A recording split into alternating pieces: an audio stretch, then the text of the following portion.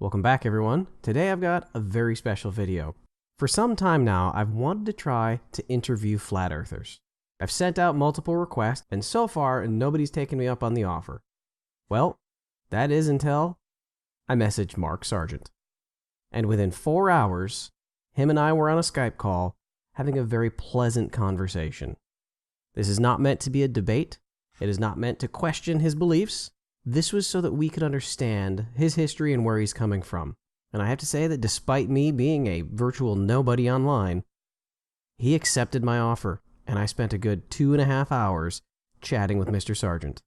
This is a fairly long video. A shorter version with just highlights will be released at a future date, but for right now, this is the video in its entirety. We did have a few issues recording video and audio, but in the end, we made it work pretty well. Hopefully this interview will be an enlightening endeavor into the mind of one of the first flat earthers. Thank you, Mr. Sargent, for giving me your time. Are there, like I said in my message, again, thank you very much for even entertaining this. I'm starting my little YouTube channel. I'm just under 1,000 subscribers. Hopefully in a week or so I'll hit it. Cool. Yeah. Everybody's got to start somewhere. Sure. Are there, and like I said in my message, are there any areas that you don't want to talk about? Anything that's off limits? Anything too personal? Nope. Everything's on the record. Okay. No worries. In fact, well, because I just finished my second book. It just went off to publisher not even a week ago, and I covered just about every topic I could think of, including friends of flat Earth that are kind of outside the community, enemies of the state, people that that I don't think should be anywhere near us. So if whatever angle you want to cover, I'll touch on it. Okay. And honestly, the whole purpose of this is just to help people in my community understand who you are, where your thought processes come from, and everything of that nature. My Skype just locked up.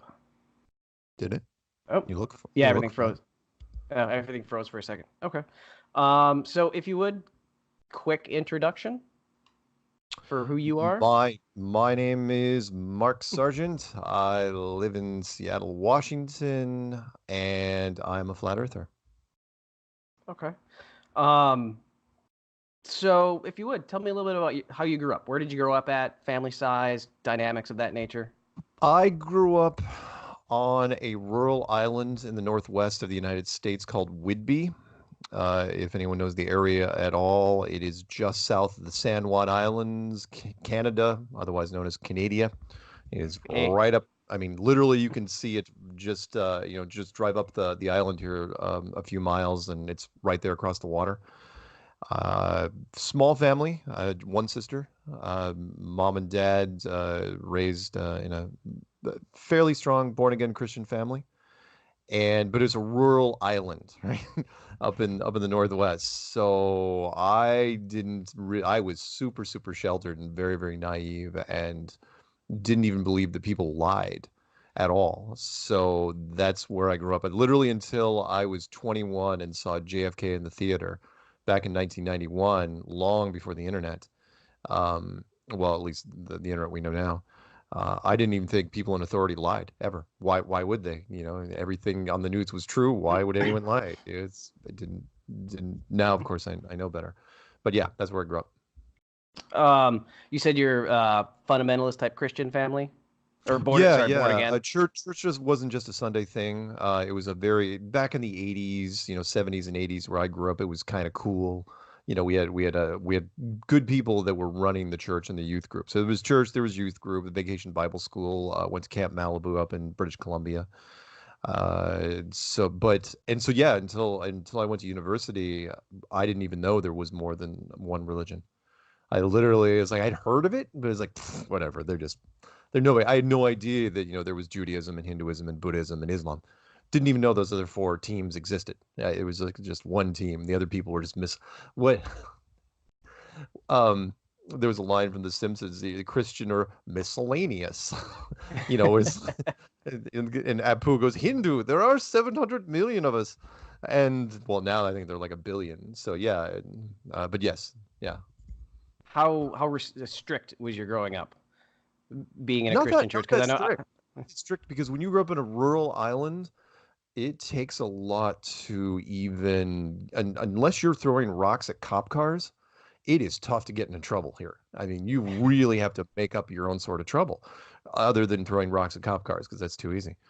The rest of it is, I mean, we were kind of encouraged to go out and find our own path. And literally, in some cases, like, there's woods everywhere.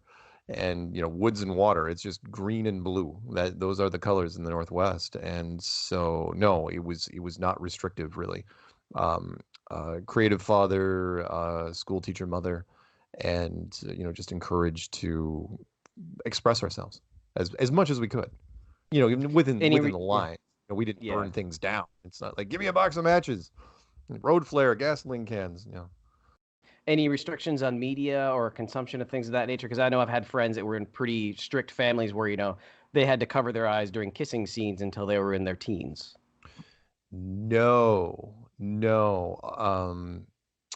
But that being said, you got to remember that there was not, it was the Louis Anderson joke, which he said, he goes, what am I supposed to, parents would always tell the kids what hardships they had growing up. And Louis Anderson always said, what am I going to tell the kids? It's like, I didn't have cable till I was 12. That was basically it, though. I mean, there wasn't that much television. I mean, you could literally, there was no internet. There was no movie theater. There was one tiny movie theater in the south end of the island. You had to take a ferry and go into town, quote unquote town, to go to the movies. And then you couldn't get into rated R movies. Yeah, it was tough to get into. So no, it wasn't that restrictive. It wasn't like a Disney household either, though. I knew, like, my grandparents tried to broaden me when I was 13, and they took me around the country in different parts of the world, and I got to, it's like rated R movies, sure, bring them in, who cares? And so, but that, and some of them did have a little bit of effect on me. I got to just see the edginess of a little glimpses of the edginess of the world that was out there. But it wasn't until I got to university that I finally got the full force of it. So if you would say that your upbringing was sheltered, it wasn't necessarily sheltered because of family. It was literally sheltered. It was literally geography. I mean, yeah, geographically sheltered. Yeah, that's better. Yeah, if you have to take a ferry boat to get to civilization, then in fact, there was a girl that joked with me. She goes, do you have like doctors and dentists up there? On the island? I go, no, the blacksmith pulls teeth on the weekends. And like, no, of course we do, but generally you don't go to them. I mean, you go to them, maybe, they have their clientele, but yeah, we'd have to take a ferry to go to, because there's a shipbuilding company. I mean, the thing is, it's a weird place because you're in this rural environment, but you can see across the water everything. Right. Mm-hmm. It's everything's there, all the glistening lights, and you can see Seattle from right down here. You can see it down 30 miles downrange in the distance. But you just couldn't get there.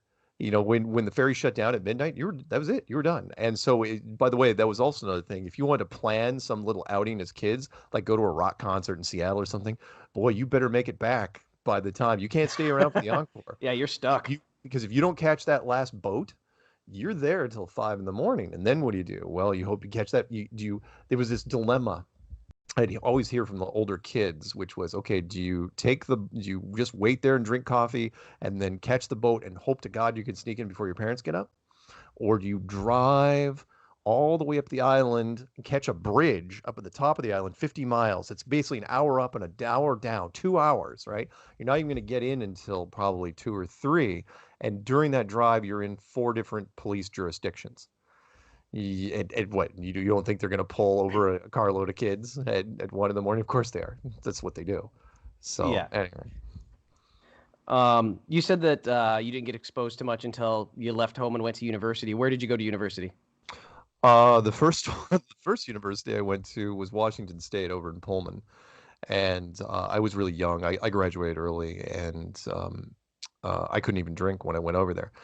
So, but if you join a fraternity, and I joined Beta House when I went there, it probably the worst mistake ever. I basically drank my way through my first year of college, and just had to. It tends to happen. Yeah, I threw all the. Well, I mean, I was 17. I threw all the grade, barely 17. throw all the grades away for my first year, and then went to Western up in Bellingham, and made it through my junior year before I was kicked out for manufacturing explosives on campus. Sounds a lot worse than it is. Say, there's got to be a story there. Yeah, there's a huge story there. There's a screenplay for what happened up there. Not kidding. No, I made fireworks for the Native American reservations that frequent a lot of Washington State. There's a lot of Native American reservations here, and they do very, very well, and they sell fireworks, but they're not allowed to make black market fireworks. And I was good at chemistry, so I made fireworks for them, and hired a bunch of kids that worked at the university, and did it for a couple of years, and then the ATF got involved, and That's it just was being an entrepreneur right there. Oh yeah, yeah. Well, I mean, no. There's the naive part, which was I always did fireworks shows when I was growing up, and then I was starting to be good enough with chemistry. I was starting to make some of my own for the shows, and I made too many. So me again, naive, walking into this reservation, carrying grocery bags full of M80s and M100s and cherry bombs, and laying it down. I go, hey, can I trade these across for rockets? And the guy's looking at me. He's going. Goes, hell, I'll give you $5 a piece for each of these, and we're talking grocery bags full, full blown. And up until that point, God's my witness, I didn't even think of me as a for-profit operation.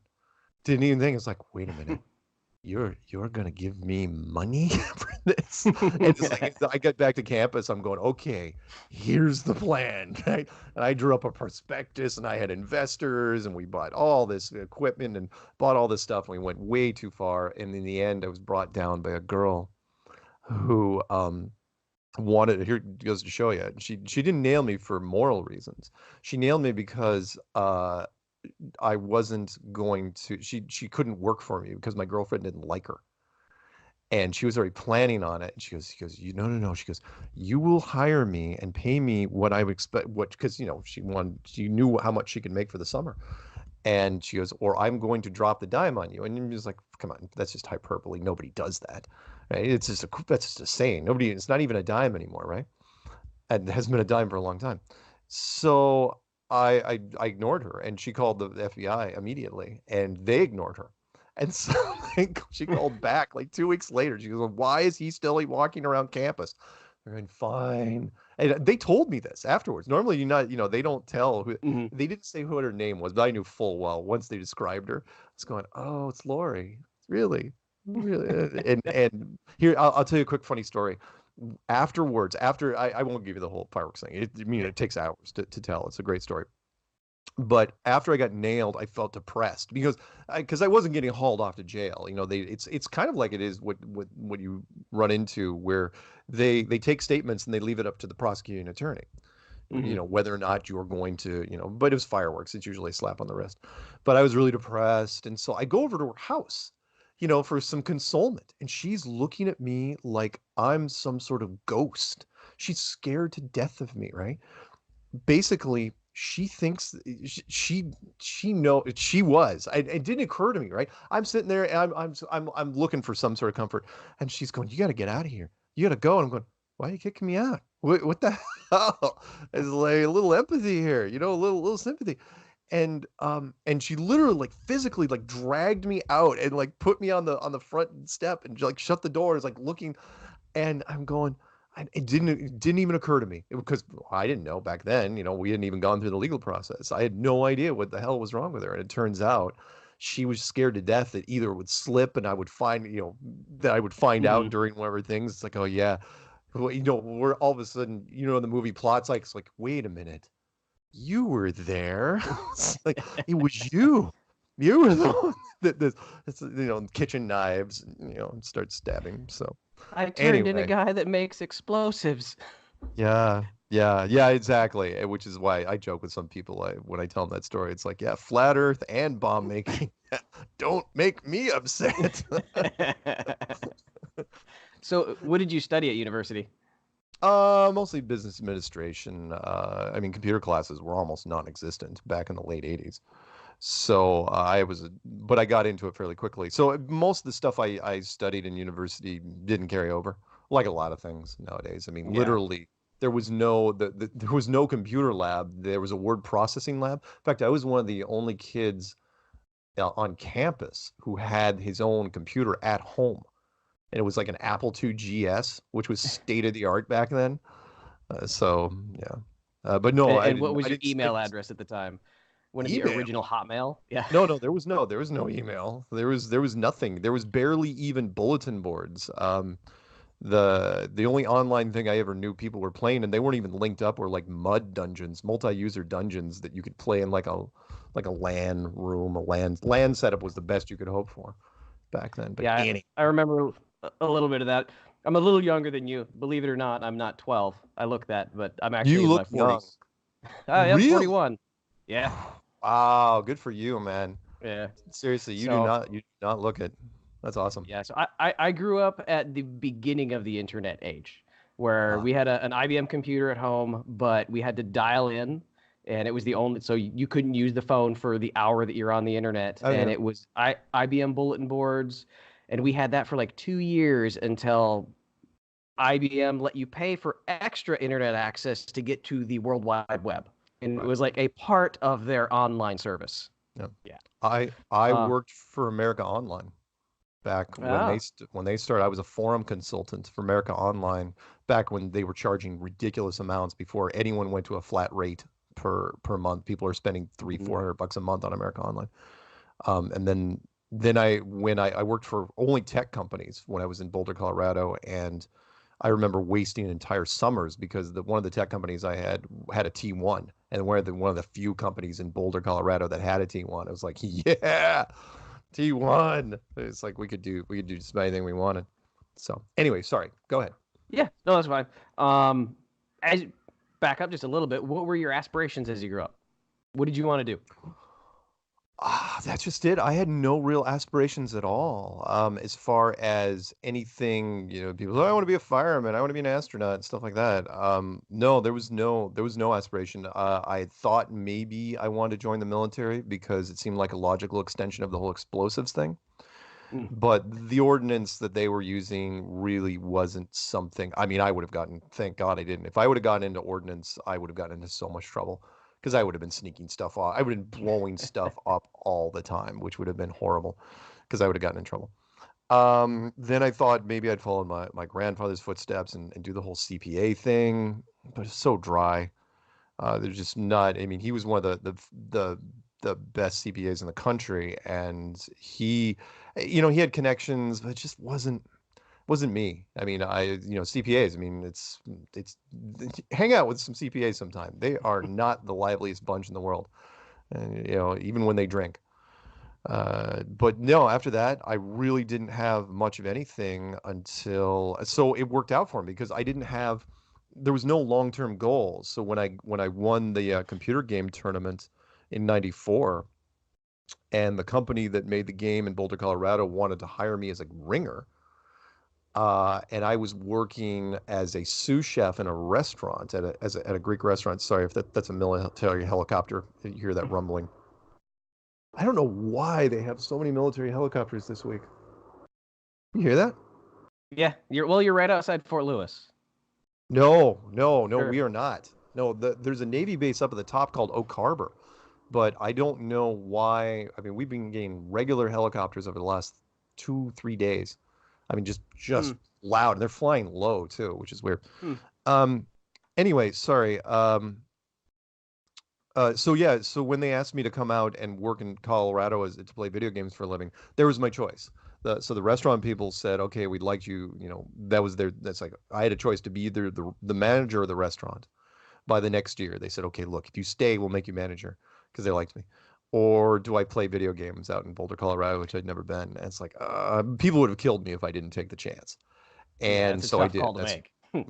Yeah, it's like, and this Yeah. was when nobody was getting paid to play video games. This wasn't nowadays when people, there's teams in different countries. This was back when you were just a ringer helping people test software basically and playing everyone had to have a ringer in their organization, and I was it. So then after you got out of school, what did you do next? Oh, you mean after I was thrown out and indicted?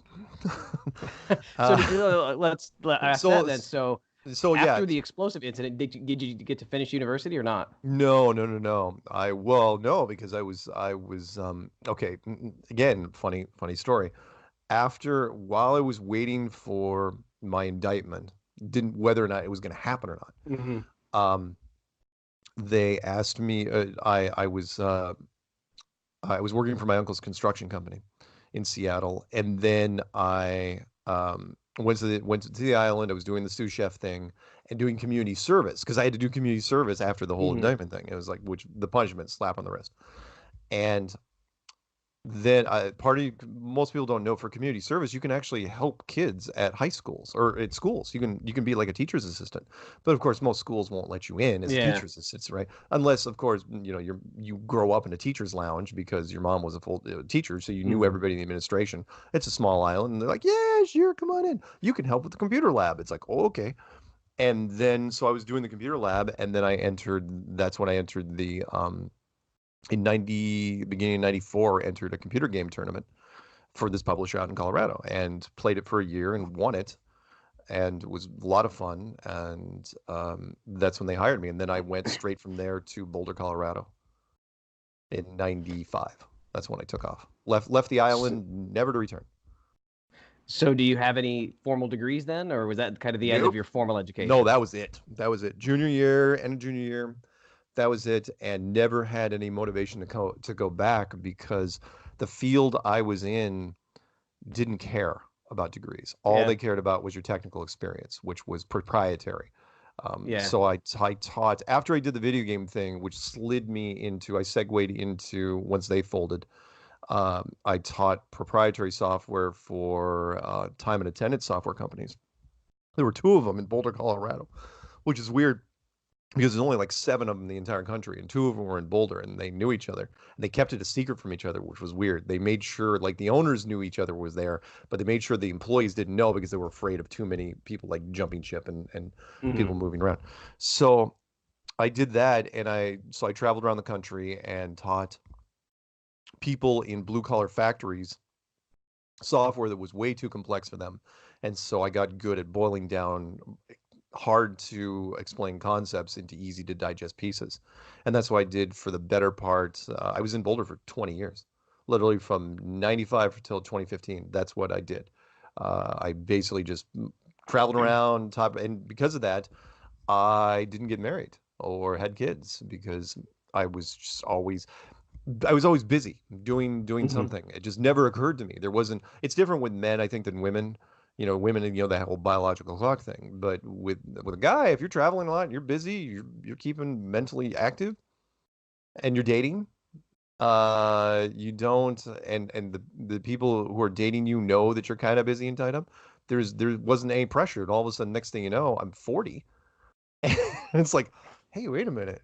Everybody else, they're already into their first divorce has already happened. They're already into their second marriages and kids and alimony and, all the other stuff that you have to deal with the divorces. I'm going, huh, well, I guess I dodged some bullets. So I never took hold after that.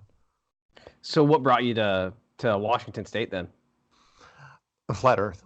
That's what basically happened. In 2015, or say 2014, I started looking into it. And when 2015 took off, there was a producer out of New York.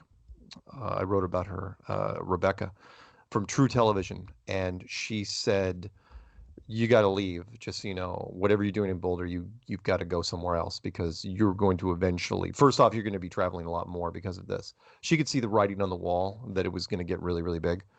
In fact, I didn't even know if I didn't. Did I send that to you? No, I probably didn't. Hang on one second. Let me drop this into chat. This came out. I just got shown this today. You'll probably appreciate it. This was the headline that came out. It was on the newsstands just before. Just got changed out today. Yeah, I know. Huh. Yeah, we're in trouble now. Because politicians are going to read this. Yeah, if Newsweek has put you on the cover, it's going to be an issue. So now I don't know what's going to happen. My channel, we'll see if my channel survives on Monday. Not because of Newsweek, but because I'm getting hammered with copyright stuff now. Once the documentary came out, we'll talk about that later. I started getting more and more copyright things. People that hated me, that were hesitant about pulling the trigger and going after me, now they are. Sorry, what was I saying? There was something about. Oh, I asked you what brought you to I'm Seattle. sorry. You said that was True Flat Earth. Television, the producer from True Television said, look, whether it's me or not, whether our company takes the project, you're going to have some sort of base operations. If you have family somewhere, you might well just put your stuff in storage because you are going to go on a ride here one of these days. And it's not gonna end anytime soon. I go, okay, but I did take her seriously because I mean she was from a legit network, and she was fired for even proposing flat Earth at the meeting in 2016, which I thought was funny. But I did. I called up family and said, all right, I've been here been in Boulder 20 years. Looks like it's time to come back. So I came back, and then immediately I went up to Victoria, Canada, and spent a year up there, which is right up the road. There was because I was weird. My social life, which it was off and on, but once I got into flat Earth, my social life went through the freaking roof, and I don't know why exactly. I couldn't really explain it. So when a nice woman, younger woman, way younger, asked me, she's like, "Oh, you should come up and make videos up in Victoria with me. I'm not living with anybody. Why don't you come up and hang out at my place?" She also worked for a video game company. She didn't play games, but she worked for a video game company, and so she could set me up with all this tech. And so I just sat up there, and for a year I did that, and then it fell apart eventually. I knew it was going to. And then I came back down, and I've been kind of using this as a base of operations while I keep traveling around. And this year it's gotten nutty. In fact, this year we've already done 3 conferences, one in LA, one in Auckland, New Zealand, one in Calgary, and then I still have Ohio, Stockholm, London, Mount Shasta, maybe Amsterdam, and Dallas to finish out the year. Flat Earth is on tour now this year. I mean, the fact that I'm uttering those words is just so surreal to me, to where, people, I mean, I didn't, and everything that's been happening, seriously, if I live long enough to write an autobiography, it's going to be called Unsolicited. I didn't have to do anything. I didn't have to make any calls. People just kept calling me and calling. It's like, hey, would you like to do this? Hey, would you like to write a book? Hey, would you like to do a radio show? Hey, how would you like to write another book? How would you like to do a documentary? And I was like, yeah, sure, whatever. Don't care. I mean, I've got a feeler out just this week. There's a company in Australia that wants me to come down for a television commercial. It's like, really? You want me to endorse your product? Why is that? What is that product? They're doing it from a humorous angle, which is obviously, which is like, if Mark can understand this, he can get his head around this. He can obviously get around our sports app. All I have to do is, I feel like honest to God, there's so many parallels to what I've done with the movie Forrest Gump, which makes me feel kind of mixed in a way, because he did some cool things, but he wasn't exactly super sharp on the uptake. And that's what happens. I mean, seriously, when I got when these guys get a hold of me, I was thinking, oh, okay, this is that ping pong paddle scene from Forrest Gump. Well, I have to hold up the ping pong paddle. It's like, oh, great. Anyway, sorry. Yeah, that's all right. To back up just a little bit, you said that Flat Earth brought you to Seattle, but before Flat Earth, before you got into that, tell me your mindset religiously, conspiratorially, government-wise. What was your headspace the day before you discovered Flat Earth? I was conspiracy bored before I got into Flat Earth, and that's not an exaggeration. I've said this many times, where I had, if I started with JFK in 1991 before the internet, and then once the internet got rolling along, and I was really, I mean, back in the day, I mean, seriously, you could finish the internet. There wasn't that much out there. Yeah. I mean, it grew really, really quick, and there was some conspiracies. They came up pretty fast. The conspiracies, different websites and different things you could download. And I believe some, and some other, I had my favorites, and some I didn't, but I got a better understanding of them the more I got into software, because in my training, because I had to have empathy. I did high level support for these people. And so I had to put myself in other people's shoes. And so when I looked at conspiracies, I said, okay, I know that conspiracies are evil, horrible things sometimes, but there's a lot of times where the other side is just doing it for what they consider to be the greater good. And they make decisions that they cannot, well, they've decided that the general population doesn't get to be part of that decision process. Plain and simple. They make the broad strokes, they make moves in the chessboard that a lot of people don't understand, not justifying what they do. I'm just saying that sometimes do the ends justify the means? That's a tough question. That is a tough. Well, I mean, yeah, it's a case by case basis. Germany, for example, if you don't allow Pearl Harbor to be attacked, we're speaking German. It's simple. I mean, they had won the war basically. All they were doing was mopping up, and America would not get into the war. We wouldn't do it. There was nothing you could do. It's like, oh, it's so far. Who cares? You know, it wasn't like the internet was up, and so nobody knew what the hell was going on. I mean, yeah, Europe was burning. We didn't know that. I mean, we heard the stories, but you can't do it justice unless you have video. And how are you going to disseminate that video? And so, do you look in military terms? We sacrifice things. There's men that are used as bait for the greater good. It's happened. So the battleship Maine gets blown up, and we start the Spanish-American War. The Alamo gets taken down, and we start the Mexican-American War. It goes on and on. It is the oldest trick, literally the oldest trick in the book, where you walk up to somebody, you smack them on the back of the head, and when they turn around, you point at the guy next to you. It is the oldest thing ever, and we blame it. So we use that. Mothers don't like sending their sons to fight for things, but they will do it for revenge. Revenge is the greatest motivator for war that's ever been created. So that's my government thing.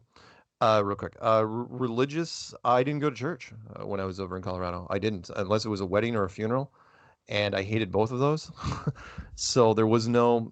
Plus, did you maintain your beliefs? Oh yeah. As a matter, well, I fell away when I got into the tech world, because the tech world is very, at the least, agnostic. And there's a lot, I'm not going to say true atheists. I don't even know if there are true atheists out there, because a true atheist would treat every day like it was his last, because there's nothing on the other side of that curtain, nothing on the other side of the veil.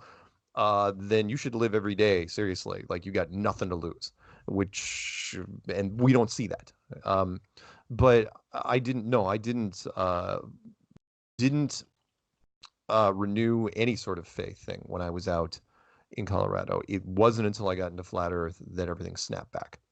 And then, in fact, it snapped back in a different way, where I realized, at least for me, my role. Now, there's a lot, at least half the members of the flat Earth groups that I am in are strong Christians. At least half, at least in the United States and Canada and English-speaking countries.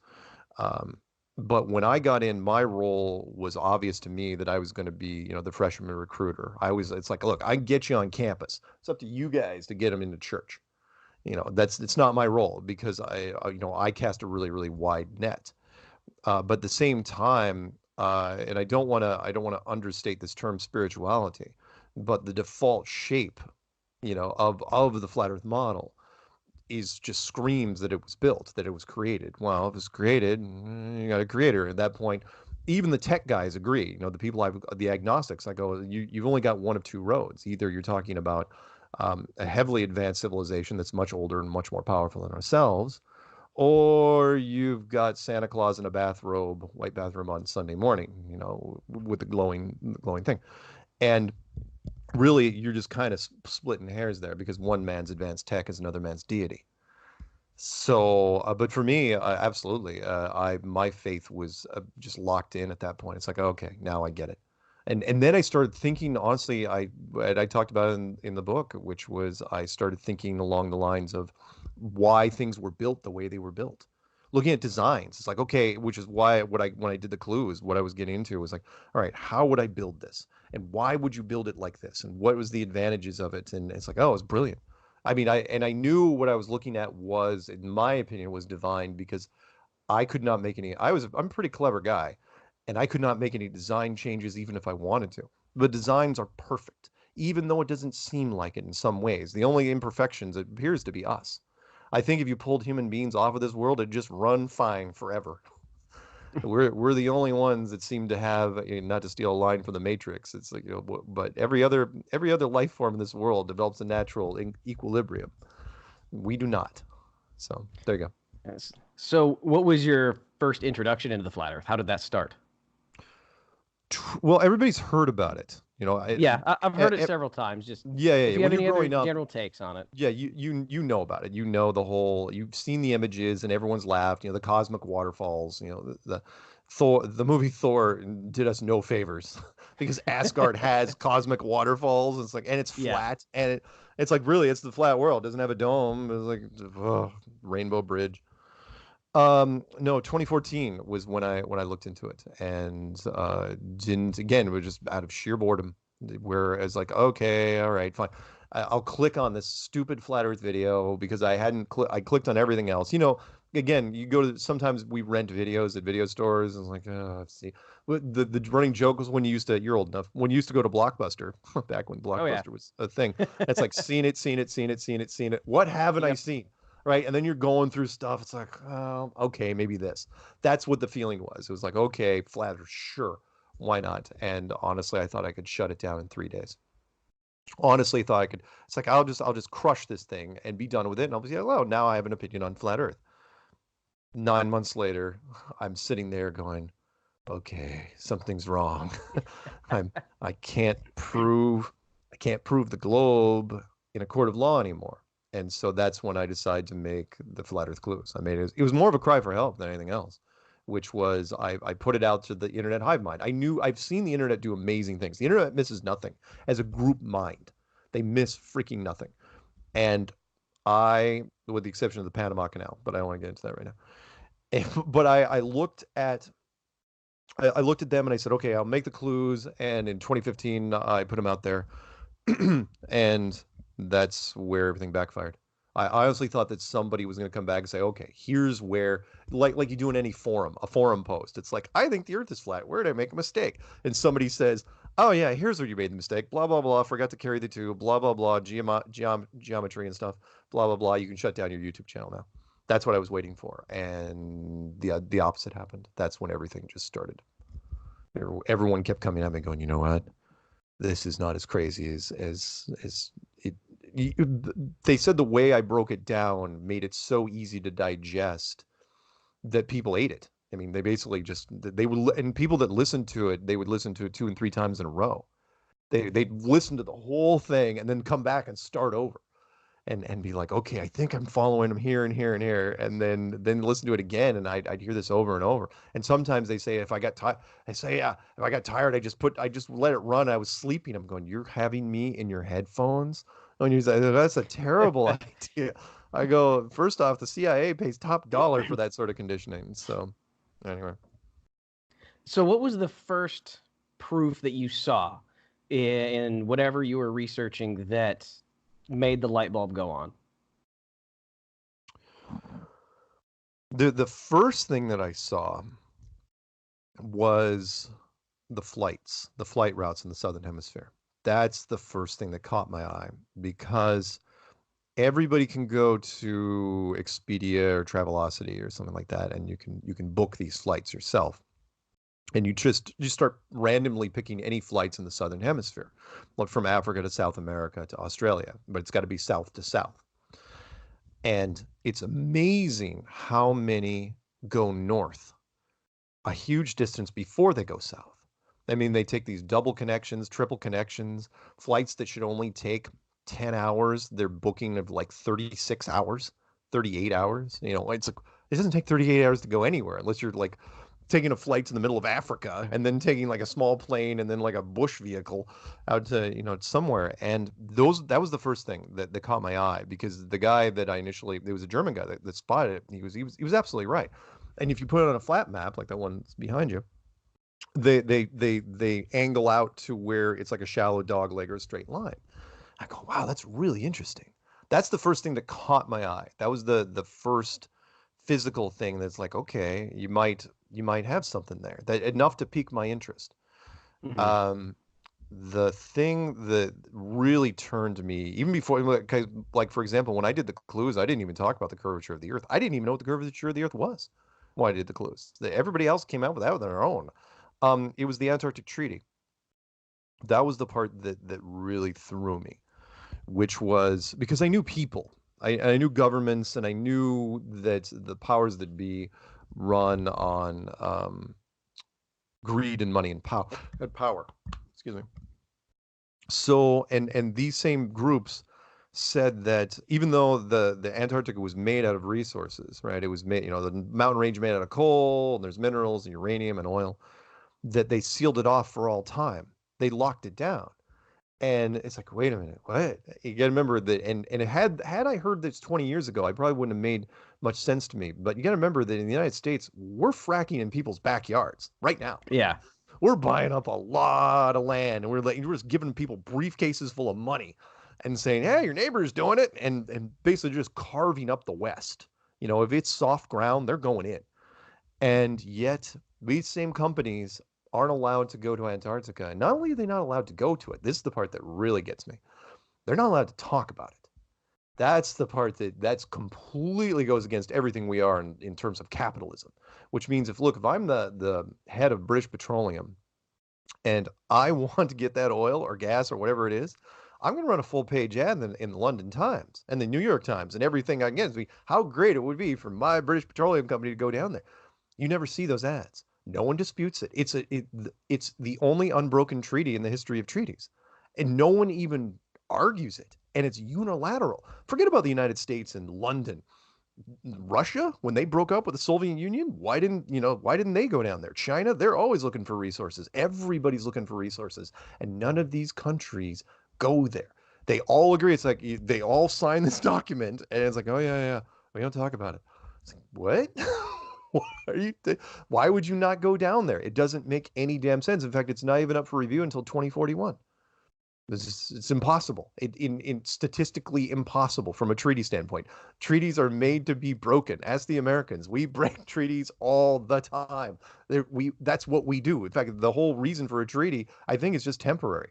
There's no ironclad treaty, but that's it. So that was the big one that's the one that forced me into the clues. Because that was like clue 2, I think, the bird wall. And then once people started doing long distance photography and laser tests, long distance photography, after that started up, it was over. I've watched enough of that over the last 3 years that nothing's going to take me back. Well, that, and of course, I'm sorry, one more thing.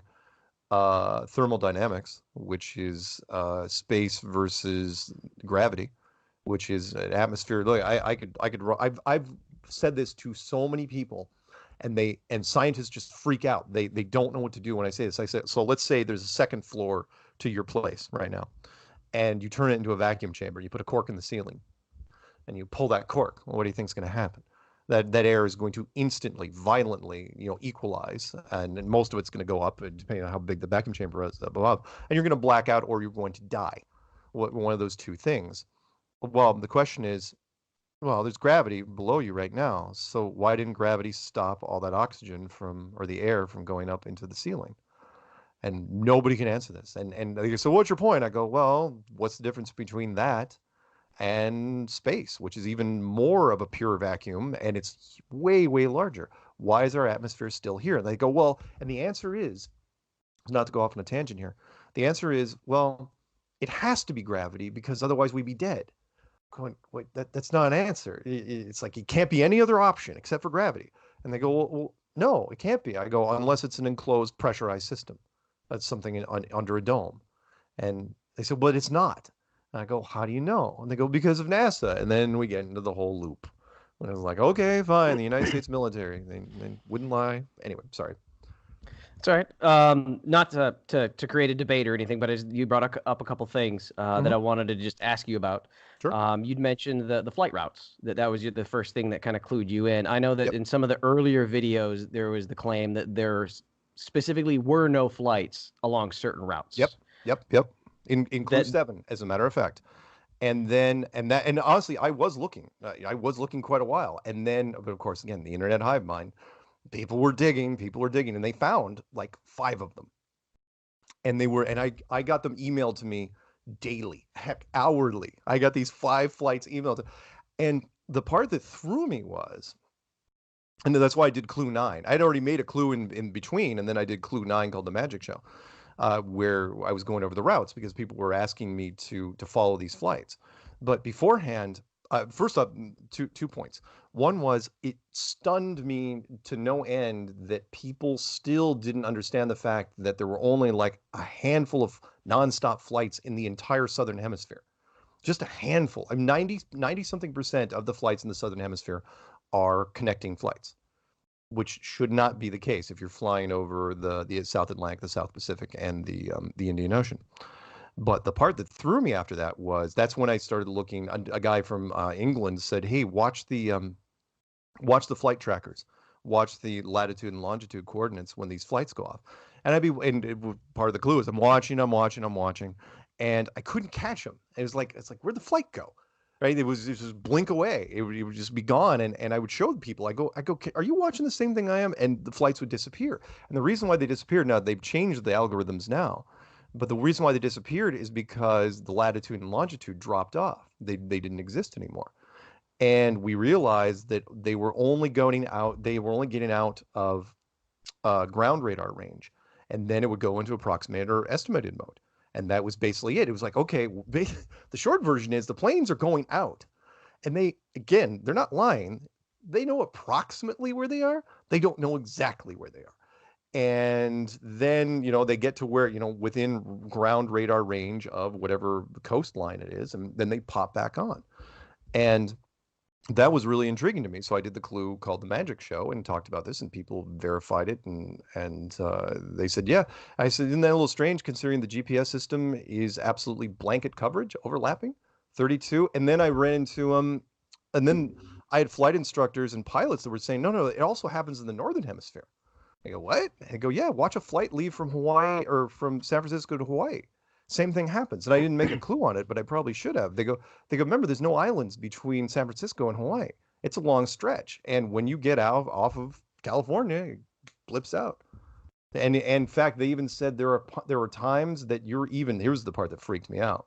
He goes, there are times where we absolutely proved there was ground radar based, which was when you go in certain places, they're dead zones in the United States. Continental United States, where you're flying, you do not have absolute GPS coverage. It blinks out for a little while.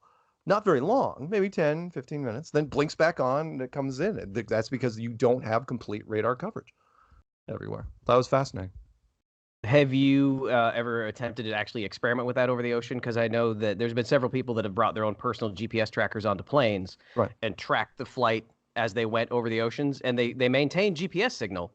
Oh, it yeah, didn't disappear. No, that's not what I'm questioning. In fact, I've had quite a few people that have asked me that, and I said, send me the freaking latitude and longitude coordinates. In fact, I had a sailboat guy when I was down in New Zealand. He goes, I have sailed around Antarctica. Good. I go, send me the latitude and longitude. Give me the chart. Tell me exactly where you are. Crickets. Same sort of thing when real quick because remember. People, they'll say, oh yeah, I've seen the curve from an airplane. Oh my God, how many people have told me that? It's like, oh yeah, I've seen a curve from the airplane. I've had a bunch of people say, I've seen it from a mountaintop, I've seen it from a balloon, and tons of people have said, oh yeah, I see it from the beach. I go, fine. I go, take a picture of it. Hold a straight edge up to it. Tell me if the curve's still there. If it is, send it to me. I will quit Flat Earth tomorrow. Nobody sends me anything. It's not to go into the whole Orwellian thing, but it's not that they see the curve. It's that they want to see the curve. Every pilot I talk to says the same thing. They said, oh yeah, there's no curve up there. But it has to be curved, right? Because we're told it's curved.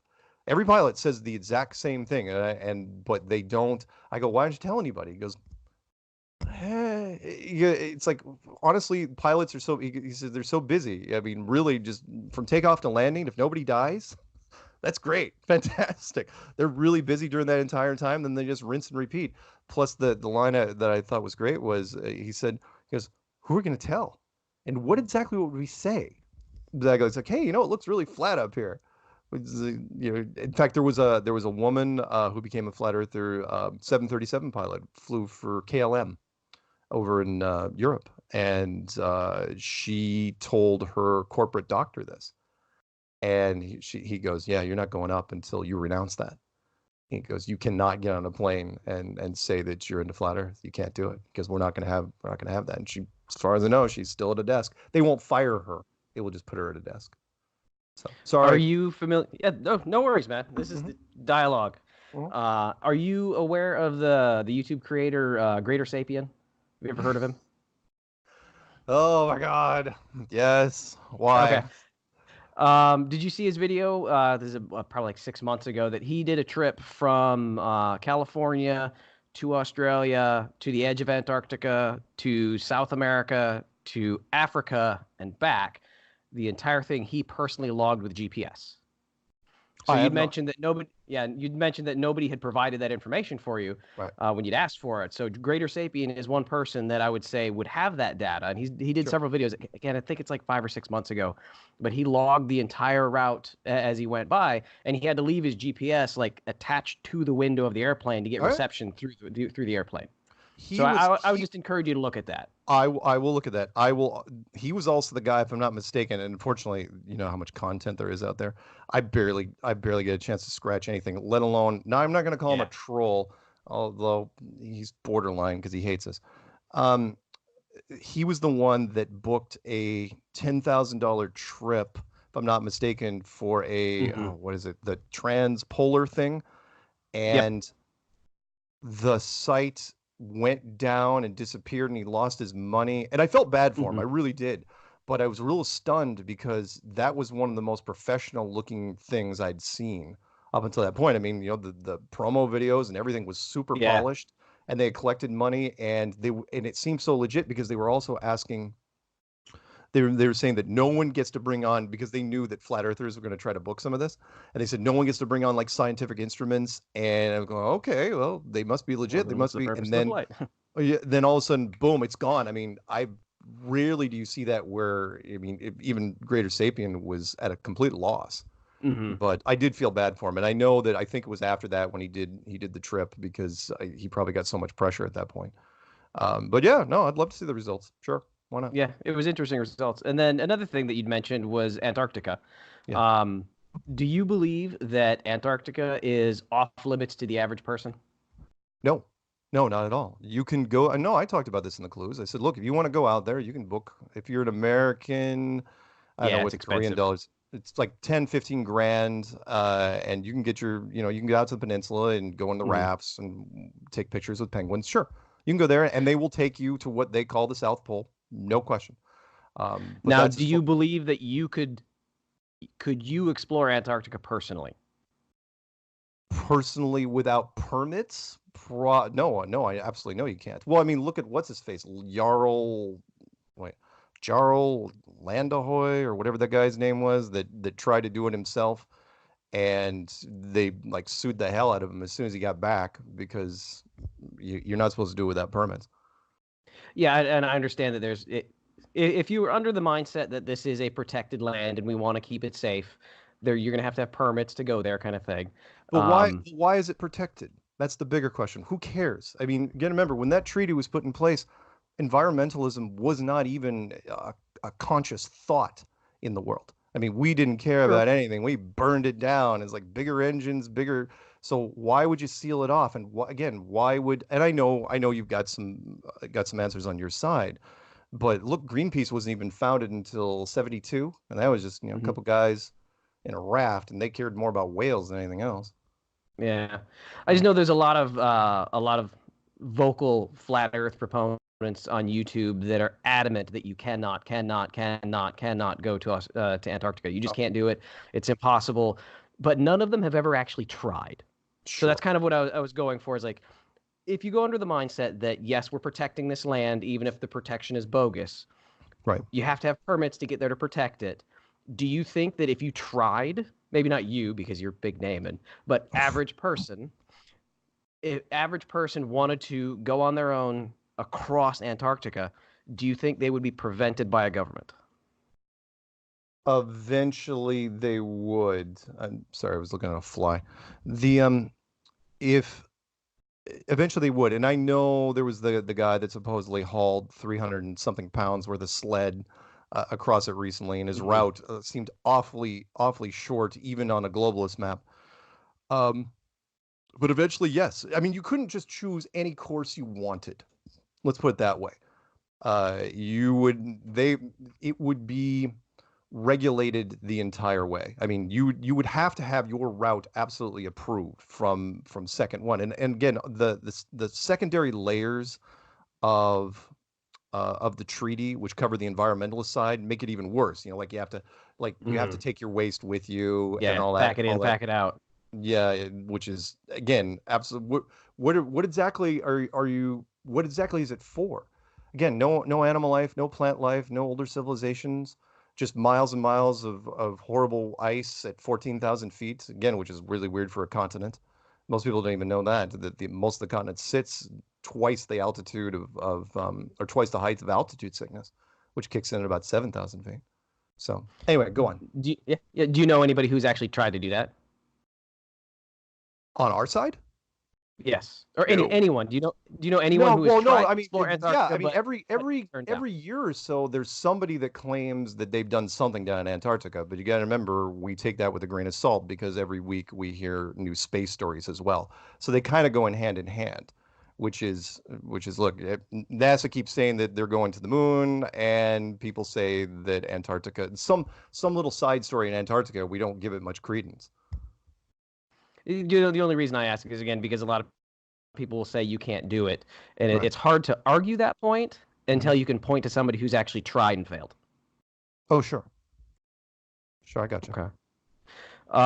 You mentioned space, right? Without talking about NASA, what do you? Tough. Well, and we don't need to because I'm not talking about rocketry, nothing like that. Okay. What's up there? A structure. Again, we're living in a building with walls and floor and a ceiling. And it's so massive that you could fit not only can you fit an entire ecosystem, but every other system that feeds into the ecosystem. So the jet stream, which is less than 10 miles up, I think. And then think of it this way, if most of our civilization, 99% of our civilization exists at less than 10 miles high, the ceiling of this place doesn't have to be that high. And I know people said, well, it could be anywhere from 400 kilometers to 3,000, give or take. And it's like, might be, but either way, whatever the ceiling of this place is shallow by comparison. It's way wider than it is high. So it'd look on the outside like a shallow sports stadium. What's it made out of? Take your pick. Heavy element, heavy water, electromagnetic field, unified field, high frequency. Could be any one of the. What about what we see up there? Just stars, space. Lights in the sky, and that's all it is. I mean, I'm old enough. I know you probably. I don't know where you grew up, but I got to go to planetariums when I was younger, and did not appreciate them because it was super boring. Nobody goes to a planetarium. You know, it was always the weekend with Laser Floyd and Laser Led Zeppelin. Those were the only interesting things about planetariums. But I didn't appreciate them until now. I was like, oh, I get it. Because that's how we used to show people. It's like, oh yeah, by the way, this is what the stars look like. And which is why the Truman Show resonated so much with me later, which was, granted our resources are limited, could you build a planetarium that was 20 miles wide? Yeah, you could. You absolutely could. It would cost billions to do it, but you absolutely could pull it off. And if you were an advanced civilization, could you build one that was thousands of miles wide?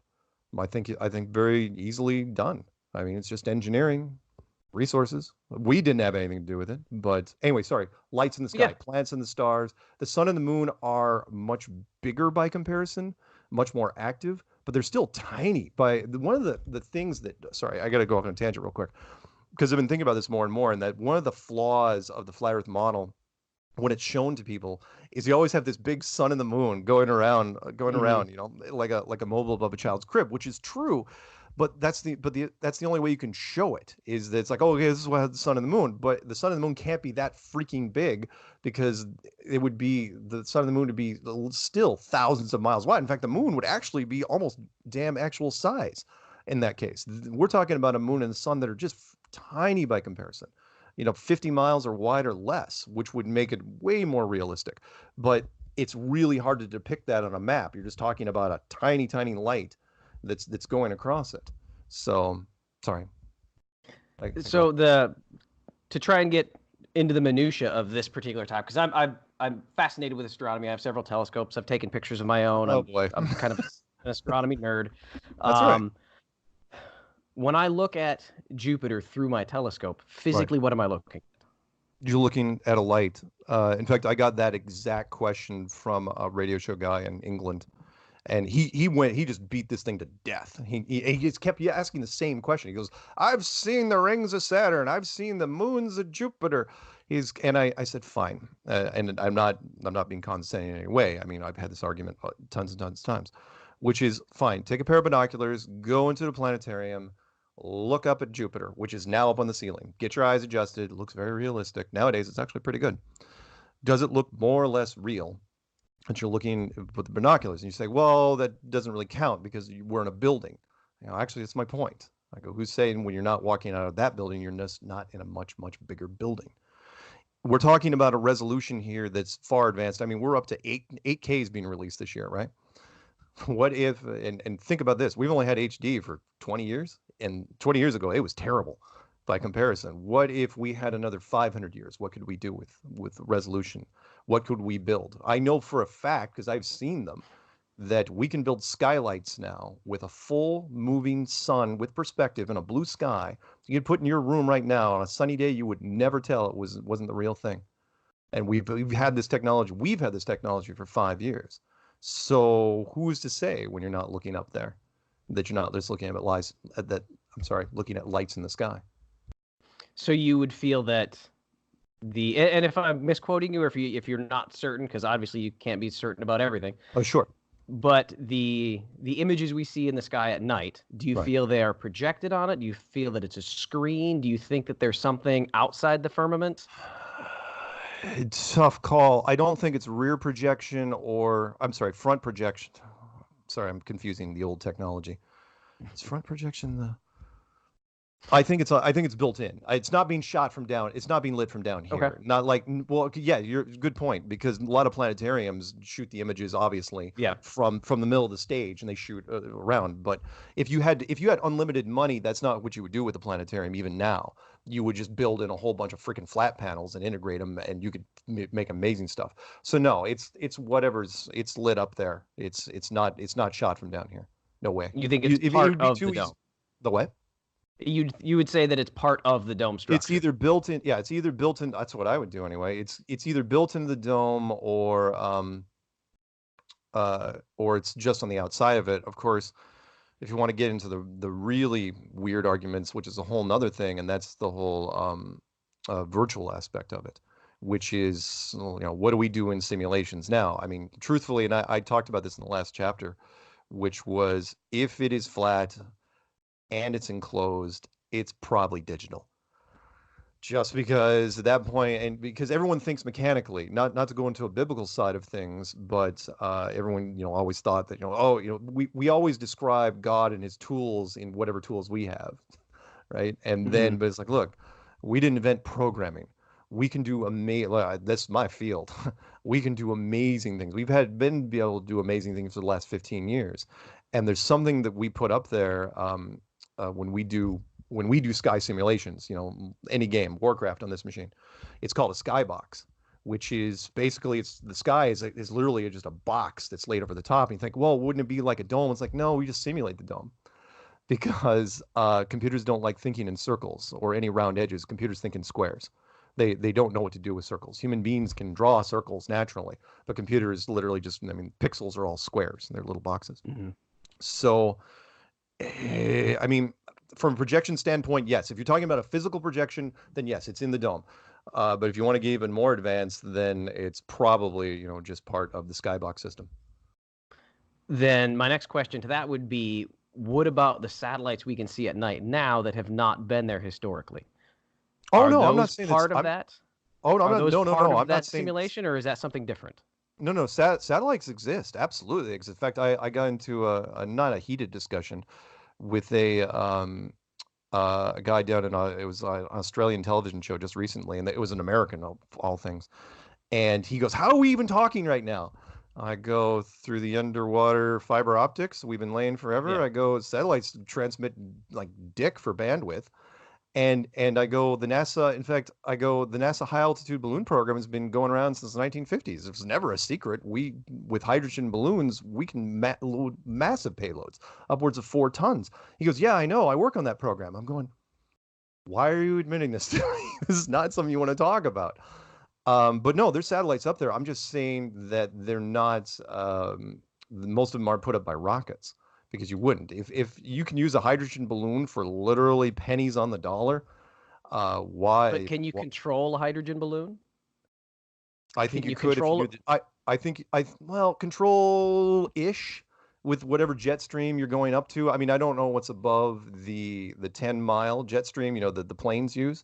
There may be something higher that's, I mean, I don't know, that's much quicker. Maybe you can kind of approximate it. I mean, from what I understand, they launch a lot of these things. So maybe you can kind of leapfrog signals. And honestly, what signals are you using? Other than the military, what sort of bandwidth are you transmitting? And for what end? I mean, if fiber optics handles most of the load, I'm just not exactly sure. At that point, you have to question what satellites are actually being used for things and what are just being used for corporations that think they're putting up satellites. I'm sorry, Well, here's another thing real quick about satellites, which is something that always bothered me when I was out in Colorado, because I used to do a lot of sky watching myself, mostly because I was looking for UFOs, with night vision binoculars. And every once in a while, you'd hear, but you're an astronomer, every once in a while you'd hear about the meteor showers that would come in, right? Mm-hmm. It's like, oh yeah, annual or biannual or whatever meteor showers. No one seemed to care much about them. These meteor showers, they would come into the atmosphere, and there's got to be satellites up there, but no satellites ever got tagged or winged, or, I mean, it's like no one would ever watching CBS, and all of a sudden, blink, CBS would go down, or, and so when the movie Gravity came out with George Clooney and Sandra Bullock, something really bugged me about that movie, which was the whole premise was that there was this cascade effect of, okay, one satellite knocks into another satellite, and pretty soon the whole sky is full of jagged metal flying at thousands of miles an hour, and it runs into them and begin your storyline. We never see that, ever. And if you know statistics at all, eventually, if a satellite goes off course, if they are, circling, in that sort of pattern, that's exactly what would happen. They would start cascading. I mean, it would only be a matter of time before, once it gets off course, it would run into another, and then that would run into another. And yeah, it may not happen on the 5th orbit or the 10th orbit, on the 20th orbit, it's going to. And the whole sky would just turn into a garbage heap of flying metal. And that's not what we see. Everything runs just fine. They die on their own, and nothing seems to be a problem. And nobody seems, again, worried. It's like, oh, a meteor shower's coming. It's like, oh, hey, shouldn't you be retasking those satellites like we saw in Patriot games? Are you like moving them all over the place? I never saw that. It kind of bugged me. Now, I actually did a video like 4 months ago about meteors, specifically about meteor showers. Yeah. How I feel how the phenomenon occurs conforms with a globe Earth. Are you aware what the scientific description of what the cause of meteor showers is? Like the root cause of why? No. Comets. Comets just passing by, dropping off a few fragments, and Correct. So basically, every comet in their orbit is a trail of dust that they're leaving as they go by. And then the explanation for meteor showers is that the Earth is passing through that corridor of dust that's been left by a comet. Sure. So when a comet is recent, it's usually really high peak for a meteor shower because it's just been left behind. Halley's Comet actually is supposed to be the cause for 2 different meteor showers, for on the inbound journey of Halley's Comet and the outbound journey. Right. Now, the one thing that really caught me off guard on this when I was looking into it was that, so trying to think of a way to imagine it, if you imagine a corridor of dust, vertical, and the Earth is coming this way in its orbit, it's only the front side of the Earth that is plowing through the orbit. Sure. And that's what we see. And now if you imagine the sun is up here, dust lane is here, on this front half of the Earth, the upper quarter is daylight, the lower quarter is nighttime. Yep. So the upper quarter, you wouldn't see it because the sun's out. The lower quarter is where you would see the peak of the meteor shower, and that's what we observe. The best meteor showers are observed, all meteor showers, the peak of them is between midnight and sunrise because they're coming up around on the forward-facing side as it plows through the dust. Cool. So that, like I said, I did a video on that 4 or 5 months ago. It's one of the things to me that's independent of pretty much every other, government aspects, conspiracies, that fits with the heliocentric model because the rear-facing side of the Earth doesn't have that peak of meteor strikes. And meteor strikes, or as they ionize coming through the atmosphere, you can actually pick them up on radio signal if you know how. I don't, but I've know people who do. Right. And on this sunlit side, where you can't physically see the meteor streaks, you can still pick them up with the radio signal. So I would encourage you to look into that. It's one of the things that makes me think that the Earth is round. Sure. Thank you for listening to that. That's again. No. It's groovy. It's groovy. And by the way, we don't. You probably already knew this. Everybody in my circles, we don't actually use the word round, which was interesting because of the Newsweek thing. It's like, really, guys? Because round. Remember, round can also be two-dimensional. It's not sphere. It's not ball. It's not globe. It's kind of how we find out who's where. Yeah. If people use the word round enough times in a sentence, like, okay, I know where you are. Anyway, go ahead. One of the other things you'd mentioned, we were talking about satellites, that balloons might be what we see in the sky, and I'm not going to argue or discuss the purpose of them, bandwidth and communication, but I've seen enough of them up in the sky that there's something up there. You can't deny there is something. Where it's at is the question. Here, you're absolutely right. Here's the other thing real quick about satellites. When I was watching them, I remember the reason why I grabbed it. Seriously, if you get a chance, pick up some night vision binoculars. You can, in a 5 power, you generally, like a Gen 1, don't spend a lot of money on them. A Gen 2, they cost a lot of money, but that's meant for distinguishing who's your neighbor and who's not. If you're just looking up in the sky. Just so you know, I'm active duty military, so I have a locker full of them at the office. Perfect. Well, but those general night vision or like the flip down over the helmet type? We've got some that are for scopes as well. Oh, perfect. Perfect. If you get a chance, there was a British guy. I remember I was bored at the time, and he goes, you want to look at some weird stuff? He goes, go out at night with some night vision binoculars and just get your eyes adjusted and start looking. And I go, whatever. Sure, why not? So I bought some on Amazon, and most of them are Russian made, which is interesting that they cornered the market on most night vision shit. And I was looking up there, and the first day I remember I was going, literally the whole first night I'm going, super boring. I mean, when you look through, I mean, the sky is crawling with stuff. I mean, there's just crawling with stuff. It's like They Live. I mean, your life is like, wow, and that was the thing. I said, man, there's a lot of satellites. This was way before I was into flat Earth, right? This was back in 2012. And then the next day I go out, it's like, oh, I'm gonna look for more satellites. And I look and I start seeing some that aren't acting in a normal satellite way. And I mean, like slowing, the one that just killed me was like he slowed down, like he was lost, turned right, went ballistic, and then went off at unbelievable speed and altitude. And then I was seeing flying in squadrons and stuff like that. I'm going, okay, these are not birds. I don't know what the hell I'm looking at. So what I don't tell people a lot about this, but I say there's a lot of stuff out there. There's a lot of stuff that I don't think is us. I don't know whose it is. I don't know what civilizations it is, but I don't think it's us. And I know the American military would love to take credit for it. Like they take credit with a lot of things, but yeah, there's a lot of stuff that there isn't satellites. What do you think the space station is? Not what's up there, but because I've twice I have photographed the space station as it transited in front of the sun. Oh, sure. It took a lot of effort to get it done, and timing and equipment and stuff like that. But the first time I photographed it, it was a 3/4 of a second transit time across the entire disk of the sun, and I got 5 images at high speed.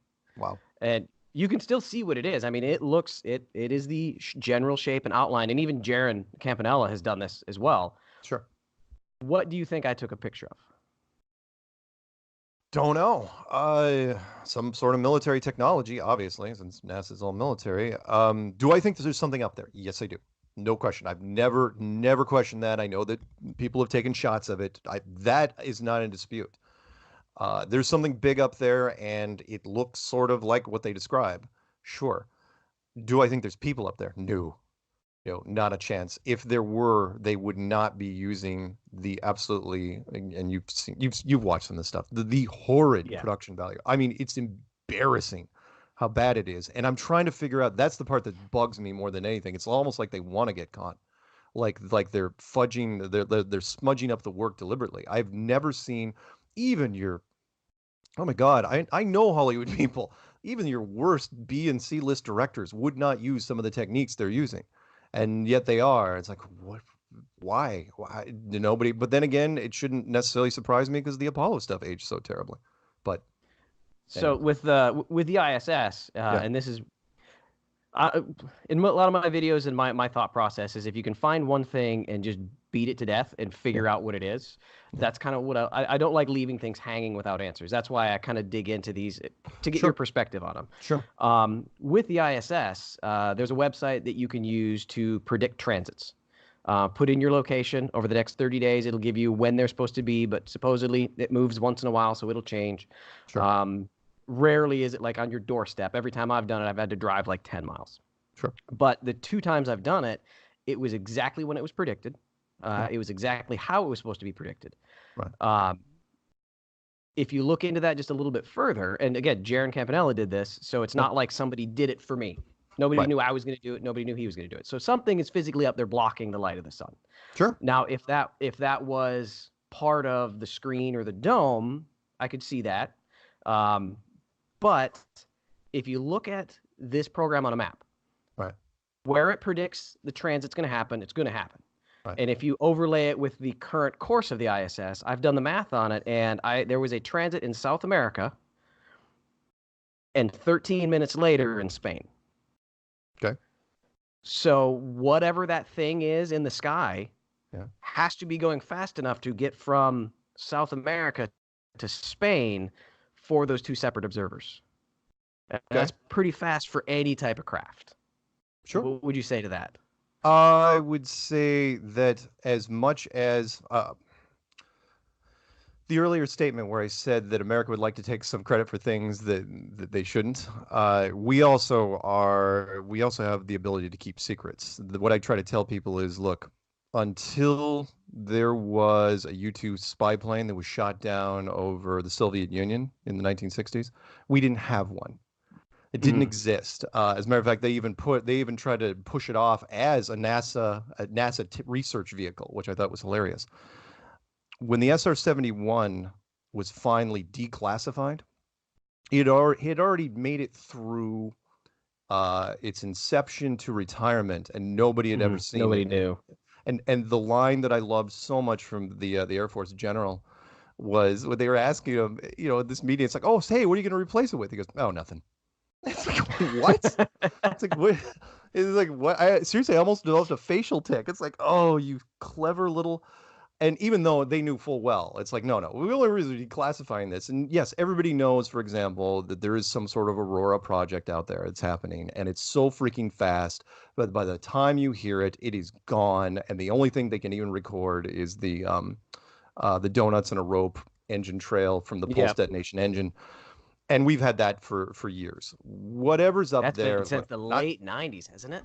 Oh, yeah, it's an amazing. I love the fact that like NASA was giving some of the nerds grief because they were releasing models of this thing, little plastic models, and like speculated on that it was running on like a slush kerosene engine, or like a pulse detonation engine. Was fascinating. That it was generating so much torque that it could run on RPMs that were almost non-existent. Basically, you're basically riding an explosion, which is, boom, boom. And it was, anyway, but again, I've never ever said this. Look, there's something up there. What technology they're using, God only knows. Do I think it's real technology? Yeah, sure. Why not? I mean, I don't think it's a U-2 spy plane necessarily, because U-2 it flies very, very high, but it doesn't fly very, very fast. So whatever it is really cruising. I don't know. I mean, there's some people that said it's a projection, and yeah, you could make a projection go that fast, but it's like, okay, would it be our projection? Because it wouldn't be the builder's projection. But then we're getting into some weird That's stuff. kind of the question that one of the things that And honestly, when I first got into the flat Earth, that was my question. It's like, okay, if you think this is a projection, and we're adding the projection of satellites and stuff to the sky, doesn't that mean we now control the dome? Yeah, It's Yeah, at that point we're going into areas that fuck, we don't know. I mean, yeah. all I can tell you is there's something up there, but whatever is up there, so yeah, what you're seeing the transit, yeah, that part seems to be as advertised. It's like, okay, speed, maybe relative size, although we can't really tell with perspective, but the speed at the very least, Hmm. it's covering the distance. But the interior stuff just wrecks it. Not to go into movie plot lines, but they just don't match up, which is Hmm. there's just too many inconsistencies with the interior shots. And sorry, after Mike Helmick, I mean, if any doubts I had, after Mike Helmick did that video about where the guy reached for the hat that wasn't there and put it off to the side, I've never seen that before in my life in anything. It Hmm. was like what? And it's like, and I try to anyone whenever I do public stuff, I try to tell people, anyone that might be listening at NASA, it's like, look, don't ever do live events. Just don't do it. I know you want to talk to school kids. I know that's a cool thing. It's like, oh, get this grade school to talk to. No, no, don't do it. It's too dangerous. There's a reason why we do not do live television, anymore. In networks, it's just there's Hmm. too many mistakes. Every once in a while, someone's like, oh yeah, we're gonna do a live episode of whatever Law and Order episode, or And it's like, it's a major event. yeah, it's a And major yeah, it's event, and kids don't understand that it's a major event because it's so hard to do on your first take. mhm. Everything, it's like one take, that's all you get. It's like, really, and then the actors get really nervous. But anyway, so sorry. What else? um for the interior shots. Have you Yes. seen the video of Chris Hatfield and the wringing out the water on the rag? Probably. I've seen So I so didn't. many. I've most of the water stuff I've seen is with women. I haven't seen too many of Chris. Chris is all over the place, but Yeah. why? This was really interesting when it was about 15, 20 minutes long, single cut, no edits or anything like that. And it was live with school kids. Right, So he's interacting with the kids. So appears to be live, 15 minutes, so it's unedited. right, And he takes a rag, fills it full of water, gets it right. so that you've got this drenched rag, and then he squeezed it, and the water just goes all over the rag itself and up his arms and just kind of clings to it Sure, in what would appear to be a zero G environment. sure. Um, Sure. it's one, and again, it's one of those things to me that says I don't see how that video could have been faked. I don't understand how this. Yeah, there's other videos where weird things happen, but that video, I don't know how that could have been faked because it was the length of it, the liveness of it, and the zero G effects. We, I can only tell you from being in the gaming industry, in that we have cutting edge stuff. Especially one of the big things, and I'm going to blame nerds on this one because I am somewhat of a nerd, but not an uber Zune dweeby. And that is, they were always really big on shadows and liquid. That was always the big thing. Mm. Was okay, what's the cutting edge in shadows and liquid? And when they got to liquid, when they could do it in real time, that's when I knew that just almost everything was possible. They couldn't do everything. We still have a problem with doing live human faces, from Hmm. scratch, because there's too many little random variances and stuff. But we can do a lot with liquid, a lot more than I even thought was possible even a couple years ago. In real time. So what can I tell you? I mean, I'm sure it looked Yeah. real, but we can make a lot of stuff look real. That one here, I'll counter with this. The blue screen thing, and I know some people say it wasn't blue screen, and some people still even to this day claim it's like, no, they don't use blue screen anymore. It's like, yes, they do. They use blue screen for darker environments, but if you're out in the daylight, they use green screen. It's common knowledge in Hollywood.